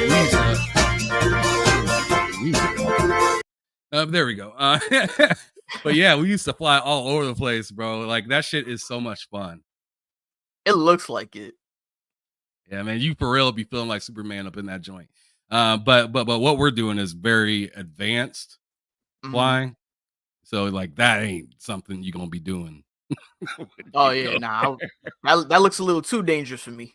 Oh yeah, it's wild, bro. It is absolutely wild because those tunnels are about 60 feet high. Oh. So yeah, that shit gets wild up in there. I love it though. I loved it. But anyways, brother. Anyways, last question Yeah. that I'm gonna ask you for the show so we can get up out of here is let me get this screen back to where it needs to be.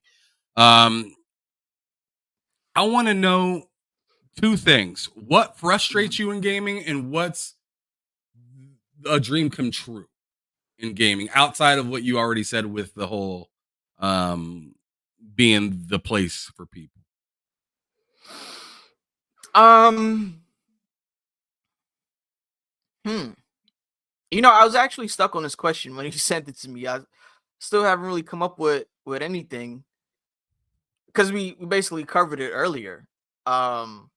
You know, as far as gaming goes, the lack of creativity, and I think that's really just about it.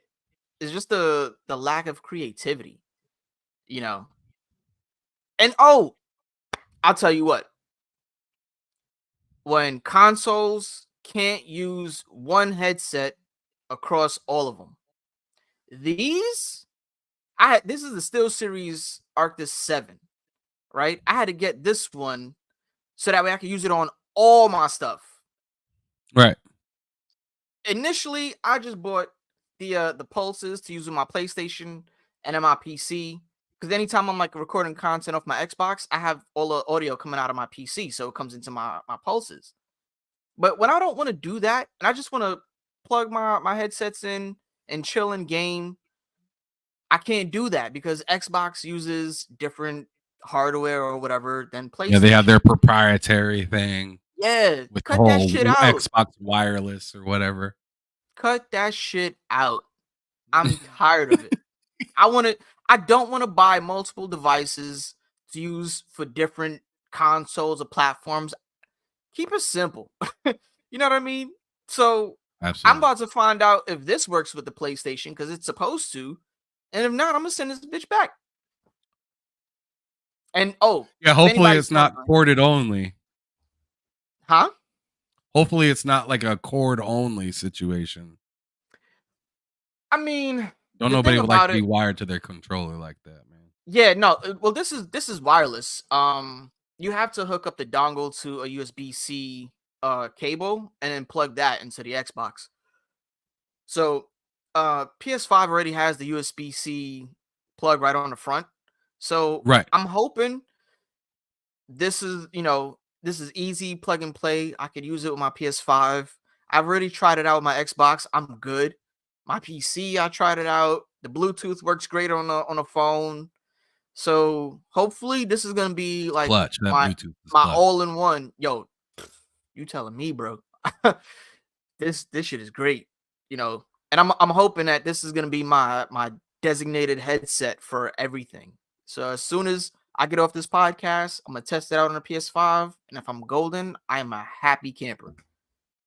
No doubt. But that's the two things: creativity and just keep the same shit across all the platforms. So, tired of spending money on shit that I don't really need to spend money on.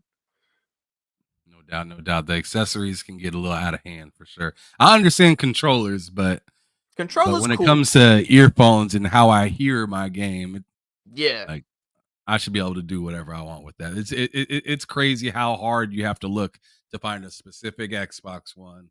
The PlayStation ones, PlayStation usually has a lot that connects to them, but as for having the trifecta, that's hard to find. Yeah, that is hard to find. Something that because PlayStation shit don't be wanting to work with Xbox shit don't be wanting to work with PlayStation, and then you got to find some third party that's like, dude, we tired of the bullshit just like you are. I feel that. So let's go on ahead and do our sign outs and get up out of here. Yo, it was a wonderful conversation, brother. Thank you so much, Mr. ChipzNStix, for thank you for having me, bro.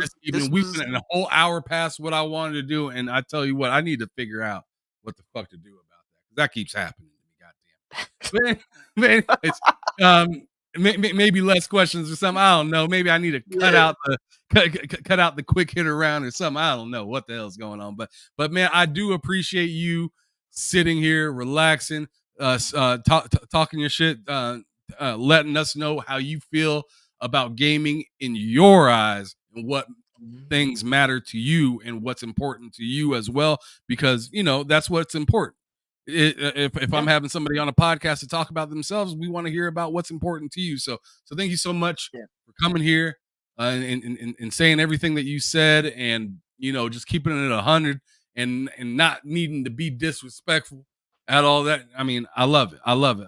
Absolutely. Yeah, and thank you for having me on, bro. Like this was a great experience. It was great to be on here and chop it up with you, and I'm happy to come back anytime you want to have a guest on, solo interviews, group podcasts, whatever, man. I'm down to kick it and chop it up with you anytime, brother. Absolutely. I'll definitely be setting up a time for you to join us on our Friday show whenever, if you have time. 4 p.m. Eastern is when that show starts. But I'll holler at you in the near future to get you set up to come through on there. That'd be pretty hot. But anyways, please let everybody know one last time where they can find you, just so I like having it at the end, at the beginning and the end, so people can see. I got you. I got you. So you could find me on all platforms, Twitter, Instagram, YouTube. Everything is uniform. Chips and Sticks. Without the dashes, obviously. Um, that's where you can find me. TikTok is Chips and Sticks YT. And of course, my website, ChipzNStix.com, where we put out reviews, list articles and opinion pieces. The website is where, we have a little bit more freedom. The YouTube channel is, specifically for impressions, reviews, and some tips and tricks here and there and unboxings. So you can find me over there, hit that subscribe button, and join the Squirtle Squad. I'm happy to have family amongst the Squirtle Squad, and the TSW podcast and channel. Like this is what it's about. It's community, right? When we Right. talk about shit that matters, fun things, this is when we get prime conversations going on and happening. That's where we, really connect and have fun. So if that's what you're about, come on over and holla at me. Yeah, it's always special to talk to somebody that's looking for a common denominator instead of looking for a continuous no ending fight. Like Right. that continuous no ending fight. I mean, you can get that shit on Twitter all goddamn day, and people will engage and engage and engage. And there's been times where I found myself trapped up in it, and I'm like, "What the fuck am I doing here?" But Yeah. but it's just not really worth the damn time. And I need to fall back a little bit myself because I've been getting a little messy. But Oh, you've been getting a little messy on Twitter? a little messy, yeah, just a little messy. But I definitely need to clean it. I need to clean my room. Need to get that shit taken care of. Because I can't be letting people drag me into bullshit. Then it goes on for Yeah. days and days, and people just keep bothering you about it. Time to just mute your ass and keep it pushing. But anyways, Mhm. brother, like I said, it was a pleasure having you. Thank you so much for giving me your time, your energy, your knowledge, and all of that stuff. One thing I am gonna ask you to do before we get up out of here is I want you to describe gaming in just 3 words, brother. Ooh. Ooh. I would say community. I would say fun, and I would say it's lively. The energy can be top notch. And when you have all three of those combined, it makes for something beautiful. And that's just what we got to keep the focus on. You know what I mean? And I mean lively in a good way, not the toxic shit. You know, that's what I mean. Yeah, So Y- that's it. yeah. He ain't saying on and popping live. He's just saying like, Yeah, you know, it, yeah, just it's a good thing to be around. exactly. Exactly. No doubt, no doubt. Well, thank you so much, Chips and Sticks, and thank you so much to those of Thank you you. that stuck around for the entire show. I appreciate y'all so much.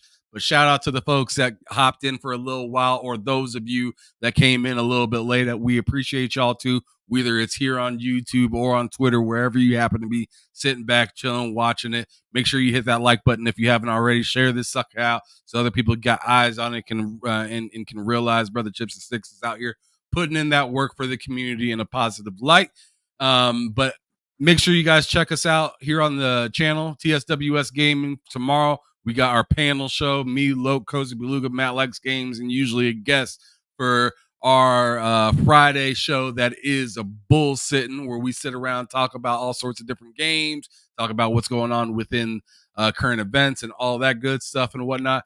But I appreciate you guys for showing up. I appreciate ChipzNStix for showing up. Thank you, everybody out there, and we'll see you soon. This is your boy Ham Solo 05 Gaming from TSWS Gaming, letting you know, as usual, to keep it gaming or keep it moving. Y'all have a wonderful rest of the night and the rest of the week on into the weekend, and we'll see you soon. Peace out. Peace.